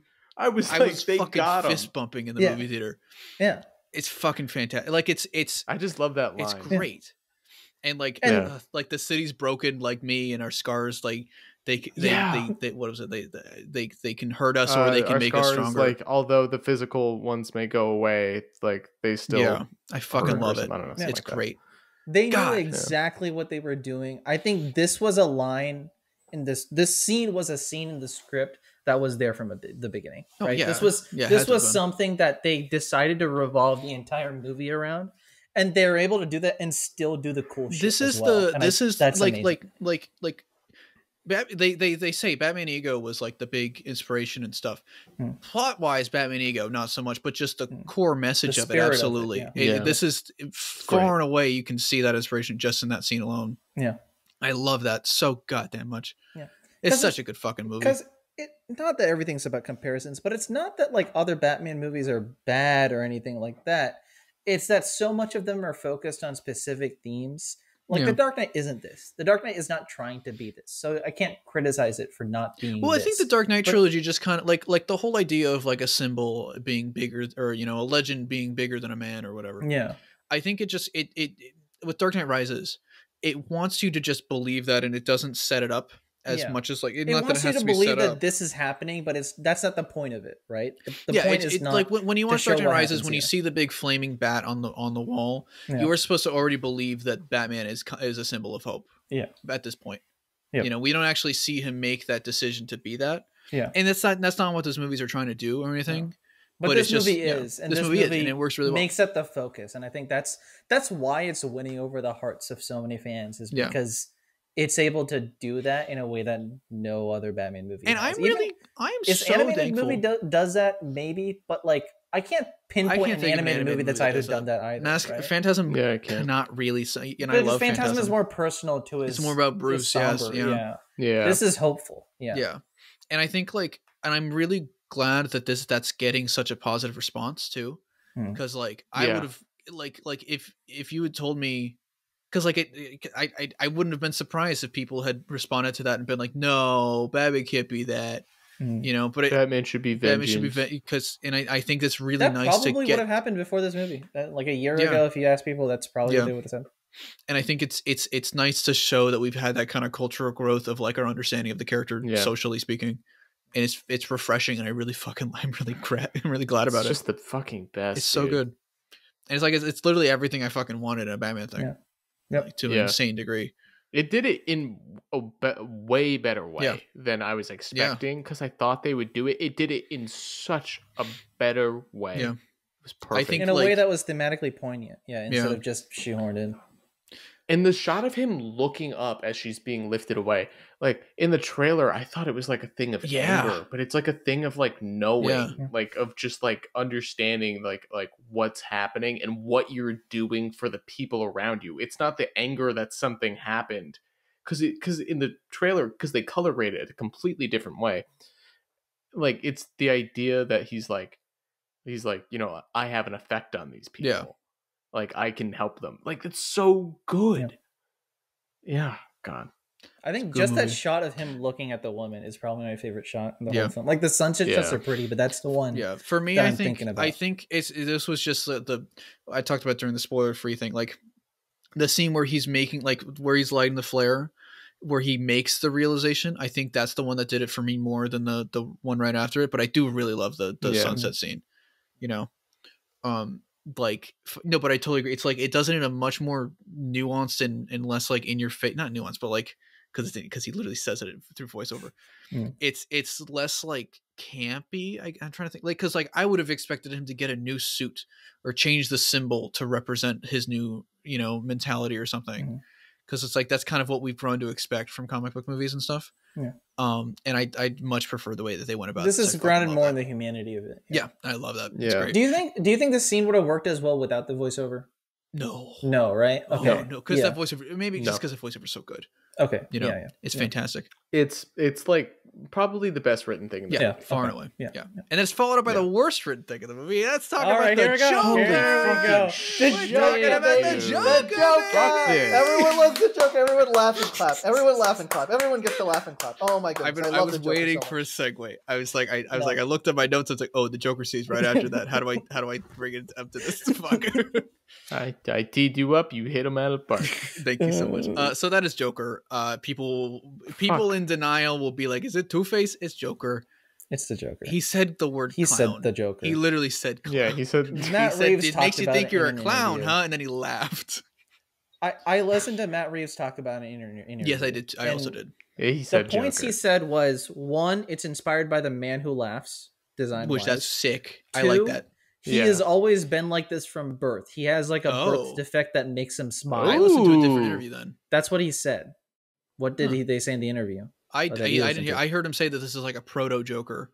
Oh, okay. So then that's true. Then he said something because I didn't watch the interview. I read an article, and I think the article only he didn't talk about that in the article. No, maybe he did actually. It might have just been two separate interviews. That's very possible. But this is confirmed. He did say that he's been like this from birth. It's not that's something. Interesting. He said he didn't fall into a vat of chemicals. He is just like this. And that's because I assumed that he was burned from chemicals. He looked like maybe fun. He said I remember him saying he wasn't dropped in a vat of chemicals. I remember Matt Reeves saying that. Also, he has confronted Batman twice. Yes, I remember. I read that. Yeah. He's met Batman before, and they've established this the relationship is formed. And there was the scene that they cut out was very similar to was a Hannibal Lecter style. It was a Hannibal Lecter. It's like Hannibal Lecter crossed with that scene from The Killing Joke, where he talks with the Riddler, but it's not the same. From what I read, Reeves was like Batman was going to ask the mind of a madman about advice for this case, essentially, and then he was going to be like, "Why are you asking that me? Way better?" Or something I think so too. I would have liked that better than you think you're a clown, huh? Yeah. Yeah. But I think that also would have been really early in the movie. That would have been a so weird distracting. cameo. It would have been so distracting. Imagine watching them, because you're watching this and you already forget, and you're thinking about Joker already. Yeah, exactly. And you think how Joker's going to show up in the fucking last act and stuff. Yeah. And that scene, it's and I think the second movie could be interesting of like, because I don't want Joker as a villain for the second movie. I don't want Joker as the main villain in any of these movies. Like in general. I think it could be interesting because Batman doesn't have like a Sinister Six, but like it's weird that they're like buddy. Yeah. That's interesting because in everything I've read, Riddler and Joker fucking hate each other. Because Joker's like, you stole my thing, you stole my bit. That's my joke. Yeah. Was the dialogue I good? like Barry Keoghan. I feel like he could do a good job. He's a great actor. Like it's different. I kind of like the laugh. It's like a giggle almost. It's like he's actually laughing at a joke he's like and younger. not just. I mean, Barry Keoghan in general is like. Was he 24? He's a great actor. I mean, he's a great actor, but is he younger than Pattinson? I don't know. I don't have my phone. Yes, so he's like a younger Joker, which I think that's an interesting take. And I like how the laugh was like actually laughing like at a joke as opposed to just being like, "Ha ha, I'm a silly crazy clown." Yeah.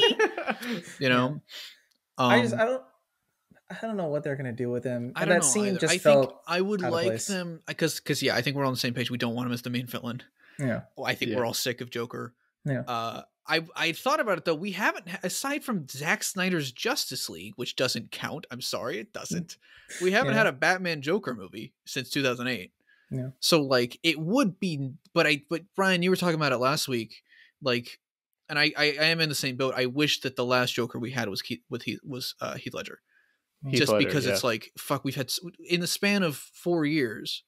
We've had what years? It's like 6 years. Yeah. We've had fucking 3 Jokers now.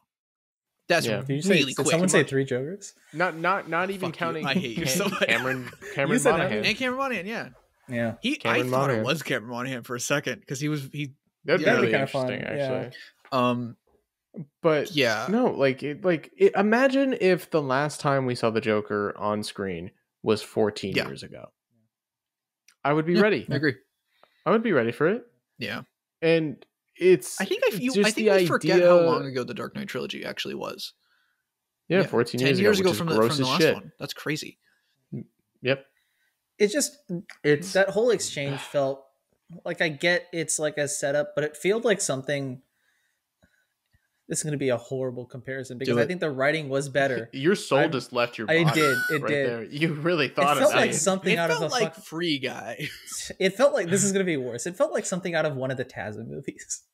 I actually agree. It felt like one of those surgically. I agree. You said surgically earlier, right? Yeah, it felt like a thing that was supposed to be a credit scene, but Matt Reeves was like, "Don't do credit scenes because they're for cowards," and so they forced it into the movie itself. It just kind of killed that pacing. I would have liked it better as a credit scene. I think with so the little too. Question mark thing at the end. Yeah. You know? Yeah. But also, what it is. Yeah, I don't know. I'm not a huge fan. There wasn't a lot that happened in the ending because he saves the lady, he saves the people, he monologues a bit. Well, we got to talk with Selena. And then the Catwoman. Yeah, and then the like final shot and stuff. Yeah.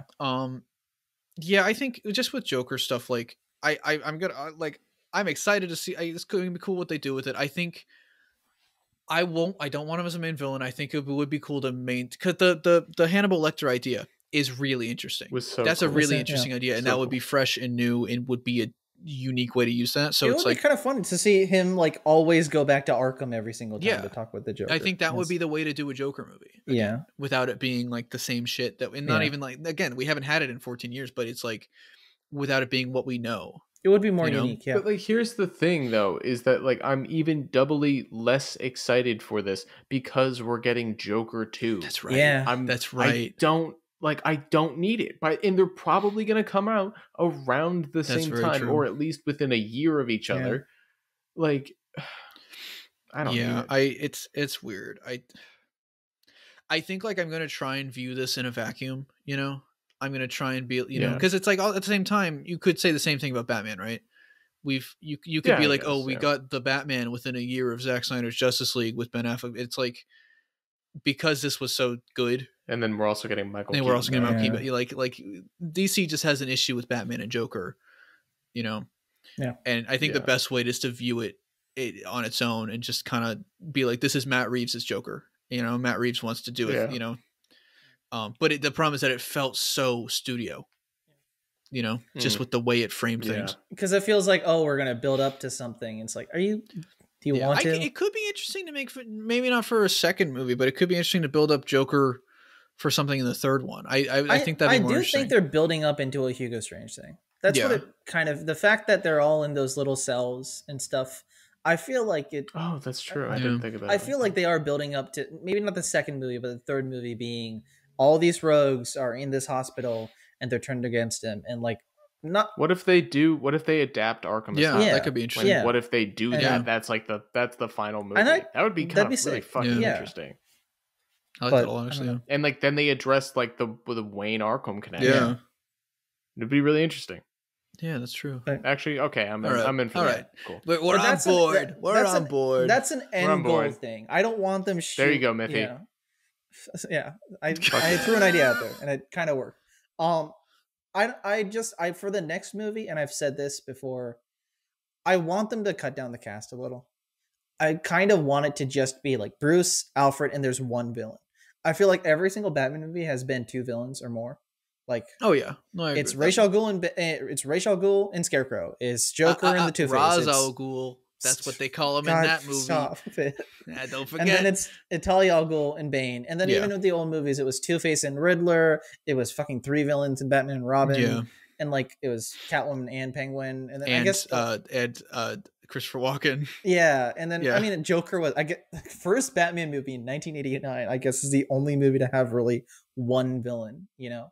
I kind of want the sequel to just be one villain, whether that be Mr. Freeze, Clayface, I agree with you, right? I agree with the idea of one main villain, but I think you keep the story going with other rogues. This movie doesn't. This movie has one, or I guess this movie has two villains. I guess if you count Falcone. That I kind of count Falcone as a second villain, because that second arc, that's in another movie, that moment with Falcone would have been the climax of the film. I agree. You know? I think it's been the Godfather 3. With Al Pacino. I agree, but I also don't like if they were to announce like, oh, Killer Croc and Bane and Hush are in the second movie or something, right? Yeah, I wouldn't instantly be like, oh, that's a problem. It is just about how because you could have said the same thing about this movie with Penguin, right? Yeah, this movie has Riddler and Catwoman and Falcone and Penguin. Yeah, and more or less they all work in tandem with each other. It's just an idea of the main antagonist versus secondary antagonist. I think, you know. Yep. That's I want them to have one villain focused, I guess. Yeah, it's like you have Killer Croc and you have another villain in there, or you have Bane in there, but then keep the focus on a singular villain. Yeah, you know, and I agree. I feel like this movie, not that I don't think it failed at that because it succeeded at maintaining focus on two different people. But I did forget the Riddler was in this fucking movie, and I think that's strange. Because I don't. That's interesting. I wonder how you would feel about the second time watching it then, because I never felt that way. Yeah. Because I always felt that the Falcone plotline was Riddler's. It does complement it. I think it's just he's so not involved in letting that plan just go off on its own that I was like, oh shit, he's in this. But that's interesting. I wonder if that might just be part of the genre too. That is kind of how a lot of noirs go. That's true. Like there are big tangents in noirs, and they go and they investigate other people and they talk to other strangers and stuff, then they come back. That's true. But then the Catwoman stuff happens. Catwoman stuff, that's a nice moment. Very Tom King-ish. I love that fucking final shot. I love that. Great. So cool. It's the only time he rode that bike in the fucking movie. I thought they were going to do something. Thank God, because it's ugly. I like when they were racing each other. It's an ugly hate that bike. I'm sorry. You saw how they were racing each other a little bit, you know? Yeah. I thought he was going to stop her. Yeah.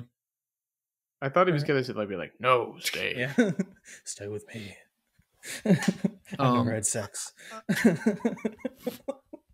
But yeah, I think it's my one chance. I thought they were going to do something more cinematic, but I guess the more I think kind of like that it wasn't. I kind of liked it was because I liked that moment of like him like looking ahead and then going faster. Yeah, like it's like he gets more intense and then it cuts. I think that's really cool. Yep. It wasn't some crazy big like I love the ending of Aquaman, but it wasn't some crazy like I am like Batman. Yeah. You know, it was just a personal moment on a bike. I got the sunsets where it mattered, you know. So I'm not gonna complain about that. So. Stop complaining, Jesus. Yeah, Matthew, we know you hated this movie. Come on. Yeah, I hated this movie clearly from these past 3 hours of talking. But yeah, what else did we miss? Good fucking movie. I don't know if we missed anything. We covered everything. We went pretty. Yeah, we took the amount of time of the movie to get to. We did. We took more. Well, we broke it down scene by scene. Yeah. Do we? I wrote like a couple questions. Let's go through some questions. Let's go through. Yeah. Okay. So did you guys? So you guys didn't do the like credit scene ARG thing. No. So for those who don't know, the credit scene says good. It's fucking Riddler being like goodbye, and then it flashes the Rada Alada URL. Okay. So I saw the movie on Thursday. I went there on Thursday. I came back. I went to that website. It asks. I don't know if it still asks you the riddles. I can't remember. Sometimes it doesn't. For me, it doesn't anymore. It just shows reward. Okay, that's interesting. That's even more. So it would ask you riddles, and they were riddles like about the movie. So it's like the answers were like mass confusion and renewal and stuff, and like you download a zip file, and that zip file was protected, and the password was promise. And then the video file was the Thomas Wayne like campaign speech. With like creepy fucking shit all over it. And then it said hush really big. And I don't know if that was uploaded before the movie came out or not. But that to me is just like, yeah, Hush is the villain, which I'm kind of into, you know. I don't like Hush, but I think they could do that's interesting. That makes then I'm not done.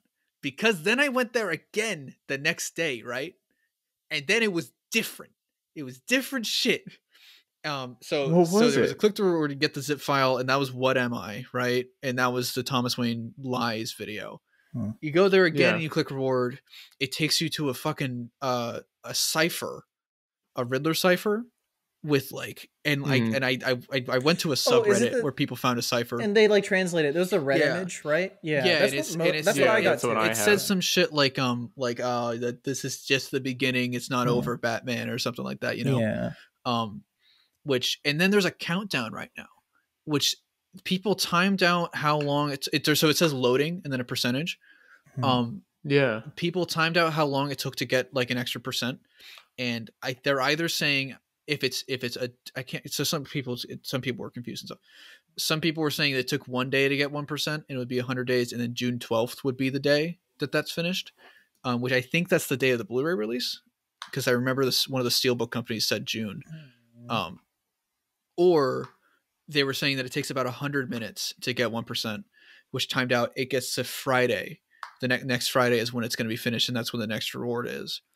So come back next week on the podcast, and we'll have a new corner called Troy O'Boyo's fucked up Riddler ARG corner. Yeah, because you as the Riddler are going to be breaking down the riddles. Yes, exactly. I think that's really cool. Makes sense for a sequel. Yeah. I feel like that's what makes sense for that. I think that's a far more interesting way to do a credit scene too. Yeah, that's great. But I don't know. I didn't know the rabbit hole went this deep. I thought it was just the image. Yeah.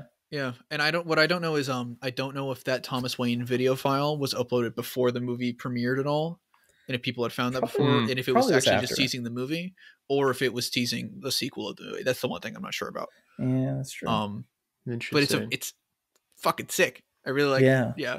At the very least, it's just gonna be fun, like collectible thing. The thing is, I just don't know if Reeves is involved in this or if it's just some intern making. Yeah, fun what happens shit, when they fucking give you a free NFT next Friday? Yeah, Jesus Christ, I would. I would damn it! I would take it from a 5 out of 5 to a 4.5 out of 5. Lower my review. That's the real. I'm just gonna get a poster, just a big poster. Basically. I want the Little Caesars near me has a gigantic poster. Are you gonna go ask them now? I'm gonna be like, hey, what's the deal with that? It's so fucking big. Yeah, I need it. Hey, what are you doing with that? And I'm gonna be like, hey, what are you doing with those hats too? Huh? Yeah. Can I get one of those hats? What are the dimensions on it? I know another like guy that maybe wants the hats. Okay. It took up. It was big, like floor to ceiling, basically. It's gonna be a centerpiece in my home if I get it. Okay. No more virtual backgrounds. It's just no more green screen. I'm gonna film every video on that. But yeah, so that's the ARG, and that's interesting. I don't know where they're going with that. If I think Hush could be an interesting, because I was thinking about this. this movie is like prided on being a detective story, like noir type, Yeah. And I feel like they're gonna want to continue that, right? It'd be weird to go from this to like, oh, Two-Face is trying to blow up Gotham City's water supply. We just gotta find him, Yeah. And I guess that's still a detective story, but like, it's less like in your face about it, I think it could be cool to just challenge the idea of Bruce Wayne, because we really teased it in this.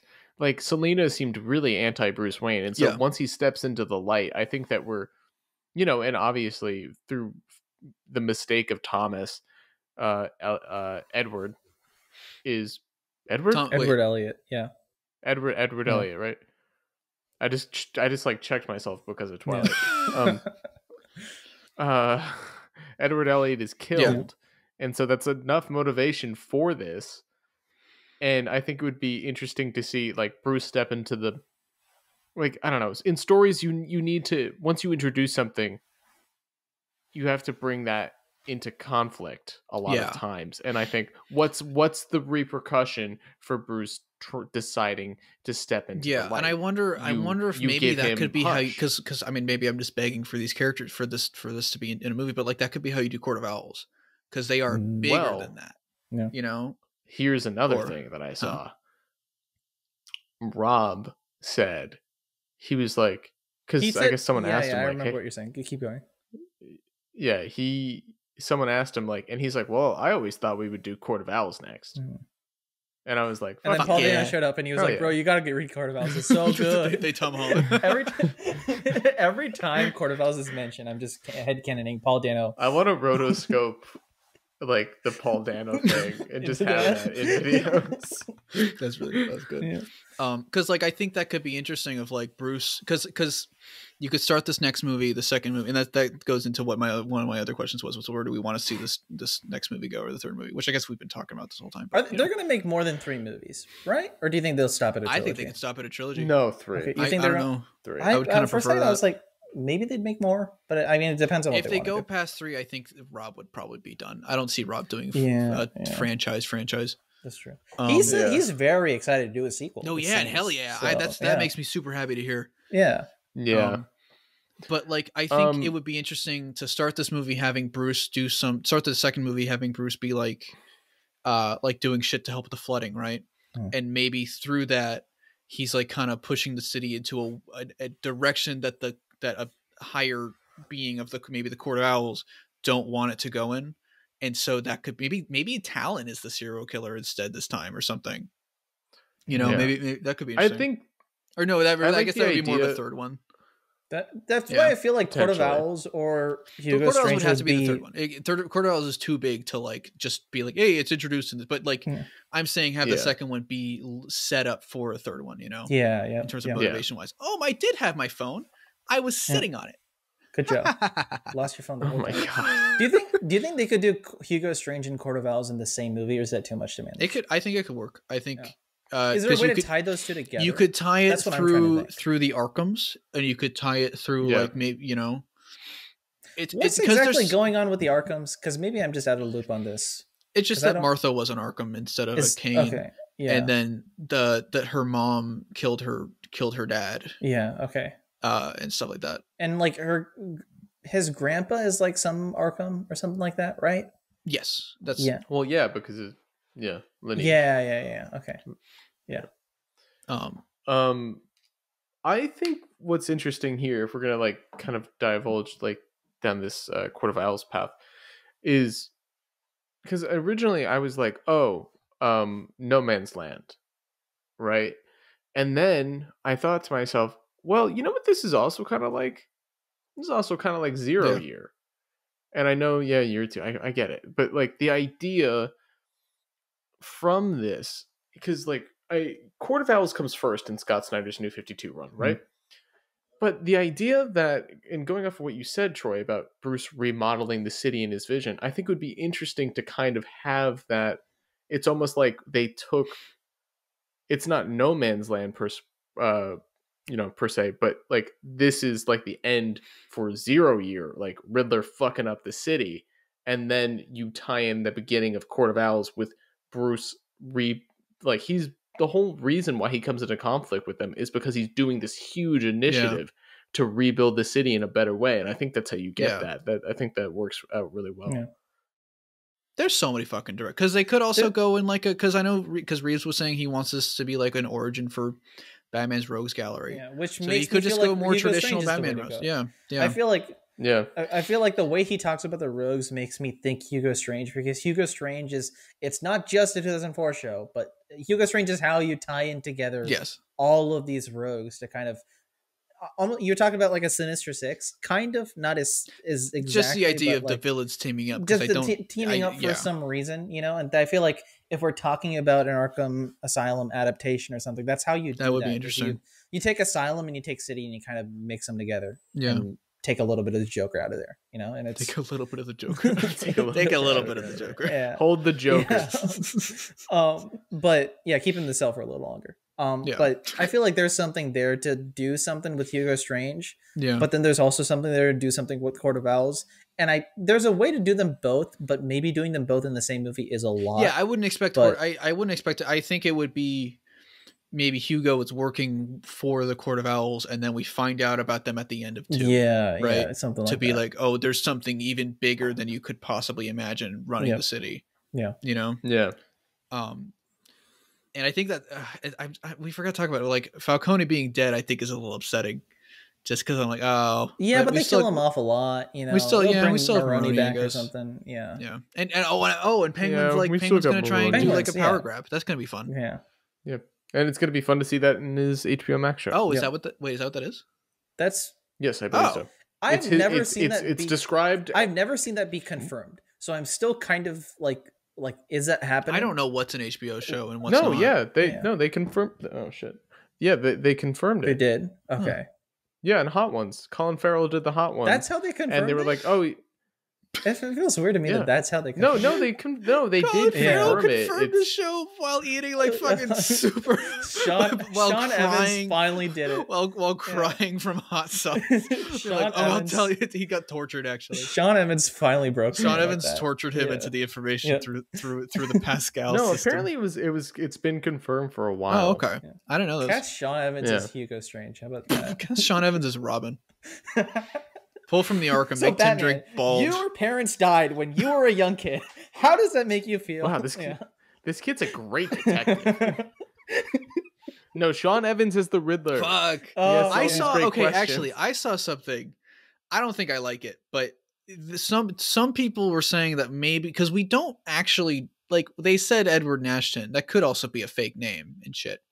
Yeah, I think he's gonna rename himself to Edward Nigma. Oh, that too. But I saw some people saying that it could be Thomas Elliot. He could be Thomas Elliot, which I don't really like because DC for some reason is obsessed with turning the Riddler into Hush.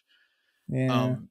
But like it would kind of make sense because in after terms that of story, like they're they connected. were just like, that's the only thing that works. So let's just keep doing that for everything.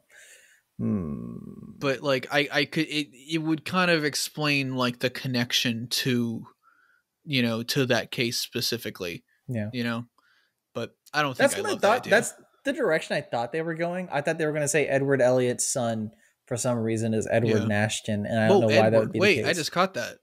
Edward? They're both named Edward. Yeah. You didn't catch that? That's Edward Nigma and Edward Elliot. I didn't get that. Edward Nigma. Enigma. Mr. E. Enigma. What's another word for mystery? Enigma. Mr. E. Mystery. Edward. It's just a continuous loop. I swear when he was doing a code with 3 letters. Yeah. I was like, oh no, are they gonna do it? I was so excited and I was so upset. That would have been great. No, instead you got what's black and blue and dead all over. What's black and blue and dead all over you? My balls. You when you do something. I'm a clown. Is that what Joker voices are gonna sound That's like? That's what. Yeah. That's me as the Joker. You saw me as the Riddler, and now you're gonna see me as the Joker. Yeah. Oh boy. Me as Joker. Every other question we kind of talked about. Yeah. I've seen some people talk about. Do we think that this is more grounded than the Nolan movies? No. Yeah, I think it's an interesting middle ground. It's grounded in a different way because, like, you still have crazy shit that happens. Yeah.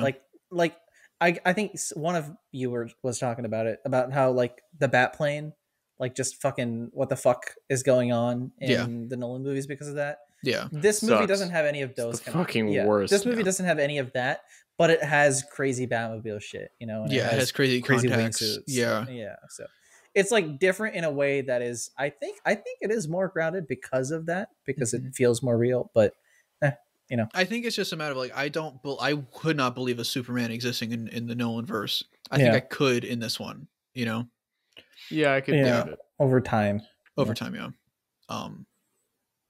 Yeah. That's kind of all I had to say. If we wanted to, is there anything else you want to talk about with the movie? We feel I couldn't be happy. It's so with fucking it. good. It's almost as good as the Little Caesars calzone. It's not, but okay. Almost. I'm really excited for where they're gonna go from here. I'm like so goddamn excited. They're gonna greenlight a sequel soon. They have already greenlit them, haven't they? Not really. Wait, I do want to talk about this. Actually. Mithy, before we started the pod, when we were waiting for Troy, I had said that I would talk about the box office. Yeah. Oh yeah. And this is for Friday. This is because you said whoa when you looked at the box office numbers. Why did you say whoa like that? And I didn't divulge if it was good or bad. This is for Friday. This is not counting maybe Thursday, but it's not counting Tuesday. Do we want to take any guesses for what it's at currently and what it's tracked to finish? I saw Thursday weekend was 24 million. I think Friday is at least 60 million. I'm gonna ump it. I'm gonna say 75. Just 75 in 1 cent. In 1 cent. It is Friday was 57 million. Mm-hmm. And it is tracking to hit 120. Holy shit. Hell yeah. I mean, I still won, but still, what the fuck? No, okay, but to be fair, if we're including Thursday, I was right then. That's true, yeah. Okay. It's not as big as Spider-Man, right? No, it's up there. It up there with Spider-Man? I don't remember the Spider-Man. I don't look at box office. No, Spider-Man, I'm thinking of the whole weekend. This is just Friday. And I keep today feels like a Sunday. It's up there with Spider-Man. Today feels like a Sunday, but it's a Saturday. So there's another day. There's a whole we have not counted today. Yeah. We have not counted, which is still happening. Whole other day. And then also there were screenings on Wednesday too that we're not talking about. Okay, Brian, then explain to me. So we have to count that too. Brian, explain to me, why the fuck is my theater so empty? Is it just because I'm in There's Iowa? a lot of showings of it. That's what I noticed. There's a ton of showings. Maybe that's what it is. Okay. When did you see it? You saw it Friday? I saw it Friday at 4 p.m. Yeah, which is why I'm... that's a matinee, That's not like Okay, that's why. Because I saw it Thursday at 3 and I was pretty empty, but then I was looking at the Thursday night and the Friday nights and they were packed. Okay, that's why. Okay, so it's just because it was It's just because it's a weekday. Yeah, okay. And I had no classes, so I got lucky. Yeah. Also, it's Iowa. No one fucking goes to so doxing yourself like that. I live in Iowa. Try to find me in Iowa. I'll find you're gonna you. Fucking drop a bomb and all you're gonna drop a bomb and all you're gonna fucking explode is a bunch of corn. That's it. Get a bunch of popcorn. Yeah. Why are you asking to be murdered right now? That's so weird. Come find me at 166 Fullerton Avenue in Iowa. I don't know any cities in Iowa. Jarvis, why did I think of Fullerton? That's not a real address, by the way. That's not my address. Don't go to that address. That's not my address. Is Fullerton a city in Iowa? I don't know. Maybe. I only know comic book things. Yeah, that's true. Meet me in Star Miffy, City. Looks outside and that's his exact address. Shit. Technically, I do have your address because I got the webcam. You do. You so could I have dox that me power at any time. You could. You really watch could. your mouth. Yeah, I should. I'm gonna just keep quiet. Watch your mouth, pal. But, say Batman's 5 stars. Change your review, bitch. I feel like this is one of those movies, and you're gonna fucking shit on me again. I feel like the same after I watched Mission Impossible Fallout. When I watched Mission Impossible, I see the way that you moved your mouth like that. I didn't do anything. Yeah, I didn't say a single word. Audio listeners, he's gaslighting everybody. Yeah, I'm gaslighting. He didn't say anything. Sure, I didn't say anything. When I watched Mission Impossible Fallout for the first time, I was very intrigued. And I was like, this is a unique movie. This is a unique movie. One of the most unique movies I've seen. Of the decade. Why did I specify of the decade? It's only 2 years into the decade. This is one of the best movies that came out in March. Okay, but after I watched Mission Impossible, it's March 4th. I'm sorry, Minnie. Continue, Minnie. I don't want to. Okay. Oh, when I watched Mission Impossible Fallout, it took me like at least 5 to 6 rewatches to be like, that fucks heavy, you know? Yeah. To the point where it broke my top 3 movies of all time. Wait, 5 to 6? That's so a lot of rewatches. I mean, it was over the course of, let's say, 6 months. Okay, I thought you were watching it like 6 times in a row, being like, I need this to be my favorite movie. Like some people have. Make this my favorite movie. Like that's how some people. Hey, that's how I'm gonna be with the Batman. That's you. Hey, don't take. I'm gonna be like that. I'm 24/7. But yeah, I'm expecting this movie to come out on HBO Max. And then I'm going to watch it, and then I'm just going to keep watching it over like the course of a week and then fall in love with it slowly. So if I sound like I don't like the movie... So you didn't love it? Nope, he hated it. Confirmed. Why do I keep trapping myself? Mithy confirmed Batman hater. Stop talking about it. Just let me rewatch the movie. All I want to do... doing it to yourself. I am really doing it to myself. All I want to do is rewatch the movie. That's all I'll say. And that should be a good sign. Yeah, I really think the only barrier to rewatching the movie for me is the length, which is not like a problem with the movie. It's just you have to block out time to go watch it. It's carving. I suck at movies. This is why Spider-Verse is my favorite movie ever made. It's 90 minutes. It's perfect. That's right. Spider-Verse is short. Yeah, Spider-Verse is the best movie ever made. Stop making long movies. I'm kidding. Make some movies long. I like long movies. Make some movies long and some movies short. No, only make 6-hour movies and then release them weekly. Oh, that's the way to do it. Moon Knight's coming out soon, by the way. I forgot. White Batman. For the record, that was a joke. For the record, that was a joke. I like that you need to clarify that every single time because you're going to make that joke every time you reference Moon Knight, and you're going to have to clarify. No, hang on. I just want to say that I think DC's Moon Knight movie turned out really good. Yeah. Okay. Yeah. There we go. That's more fair. Yeah, that's a better joke. Yeah.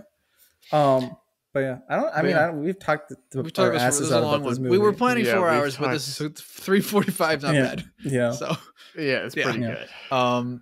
I had to pee really bad. But yeah, that good fucking movie. 12 out of 10. I love this movie. Yeah. Yeah. It's like it's the best Batman by movie far. ever. Yeah. Yeah. Like on my first watch, Mask of the Phantasm. Yeah, on my first watch, I was like, it's a little bit better than Mask of the Phantasm. I watched it the second time. I love it so much more. See, this is why I need to watch it a second time. I feel like my rating on Letterboxd is a 4.5 stars out of 5. I rated it twice on Letterboxd. I made 2 jokes. Yeah, you're the reason I'm getting. I need to keep doing jokes. You're the reason the only thing I have on my fucking Letterboxd right now is the Batman. Listen, you guys waited till Friday to watch this movie. I saw it Thursday. I had a whole 24 hours where I was like, I can't talk to anybody about this. Yeah, you need to build up more jokes. I need an outlet for jokes, and I don't want to tweet them. Yeah. And I did tweet some of them. But I need to make jokes or else I'll die. I'm like a shark. Exactly. I'm like a comedy shark. You need to make them into little riddles and send them to Batman. Yeah. I need to make little cards. Little I think my rating is more of a 95 than a 90 on Letterboxd, but they don't let you do that. So there you go. Out of 10. Out of 95 out of 10. There was a bunch of people who ranked it like fucking 2 that I knew, and I'm like, interesting. I wouldn't. So they suck. I wouldn't hate to I am curious what people's issues with them. If what people issue. It's just since it's the first week and people are just starting to see it, you're not getting a lot of that. Yeah, you're getting a lot of that honeymoon hype and stuff. And I think I would like to think I've disconnected myself from the hype of the honeymoon. Because you watched it twice and you've talked about it for 3 hours. You go through something when you do that. Yeah, I agree. It's not a perfect thing. I see some of these smaller things, but I think they're so minuscule to me that they don't bug me. It's not as perfect as Spider-Man No Way Home, right? Listen, the only reason I was suspicious of you was because you walked out of Spider-Man No Way Home and you were like, this is my favorite movie ever made. When I walked out of I didn't say that. I said it's my favorite Spider-Man movie I did say it was my favorite Spider-Man movie, which, and I was like, okay, Mithy, I'll give you the time to think. And if that is your favorite Spider-Man movie, that's fine. That is perfectly fine. When I say it's my favorite Spider-Man movie of all time, does that really mean a lot? Like, there are some good Spider-Man movies. There are some great Spider-Man movies, but I think the only one that really matters in that comparison, I guess, is Spider-Verse, really. I think. And Spider-Man 2. Hang on. And Spider-Man 2, I guess. Spider-Man 2. It's Spider-Man 1. It's been a while since I've watched. Brian, every time you're on the podcast, I get canceled. We all know you're this happen every single time. It's because I'm using like special mind powers to try and make me the new co-host. Yeah, that makes sense. But yeah, great movie. Great movie. Awesome. Go Conor watch McKing it. for Batman 2. Conor McKing better be. Yes. Conor McKing. A war of condiments and kites. A war of condiments and kites. That's what I want. Do we? Okay, actually, before we go. Yeah. Batman Part 2 or Batman Chapter 2? Batman Chapter 2. Batman Chapter 2. All right, interesting. Yep. Okay. I don't think there's any really good subtitle for it. Or right? I don't like subtitles for movies anymore. Yeah. After Hellboy, I've just because they're calling Dune Part 2. Part 2, yeah. Right? Yeah, so call this Chapter 2. Wait, so it would be interesting because he has like the little journal like where he's like the Gotham Project, October, and then he goes part something, or what does he say? He does chapters. He says year 2. I thought it just says year 2 on there. No, and then it says month October, and then it'd be I don't know, it'd just be interesting to see what they do. Maybe they could do something with that. Batman November. November 1st. Batman November. The Batman No Nut Forever. No Nut Life. Yeah. Thanks for watching, everybody. If you liked this video, be sure to like button and subscribe. Also, go ahead and subscribe to Mithy and Brian's channels. They make great videos and deserve way more love, so send some their way. Special thanks to Alto the Sting, Cassidy Bond, Fallen, Iron Ninja, Jonah, Corey's Not Fresh, Lime Spice XL, Logan Triplet Films, Ryder Harrison, Sprifty, The Artsy Fartsy Guy, Tim Neufeld, Tyler Goodrich, Yobi Perkins, Zachary Stonebreaker, Zero to Hero 148, and ZZ Tosi for being spectacular fanboys on my Patreon. This is Metroid17 coming at you live. Trans rights, I've left some links in the description that can help out people in Texas right now, so if you're able to lend a hand, that would mean the world to a lot of people. Be responsible, and I'll see you around.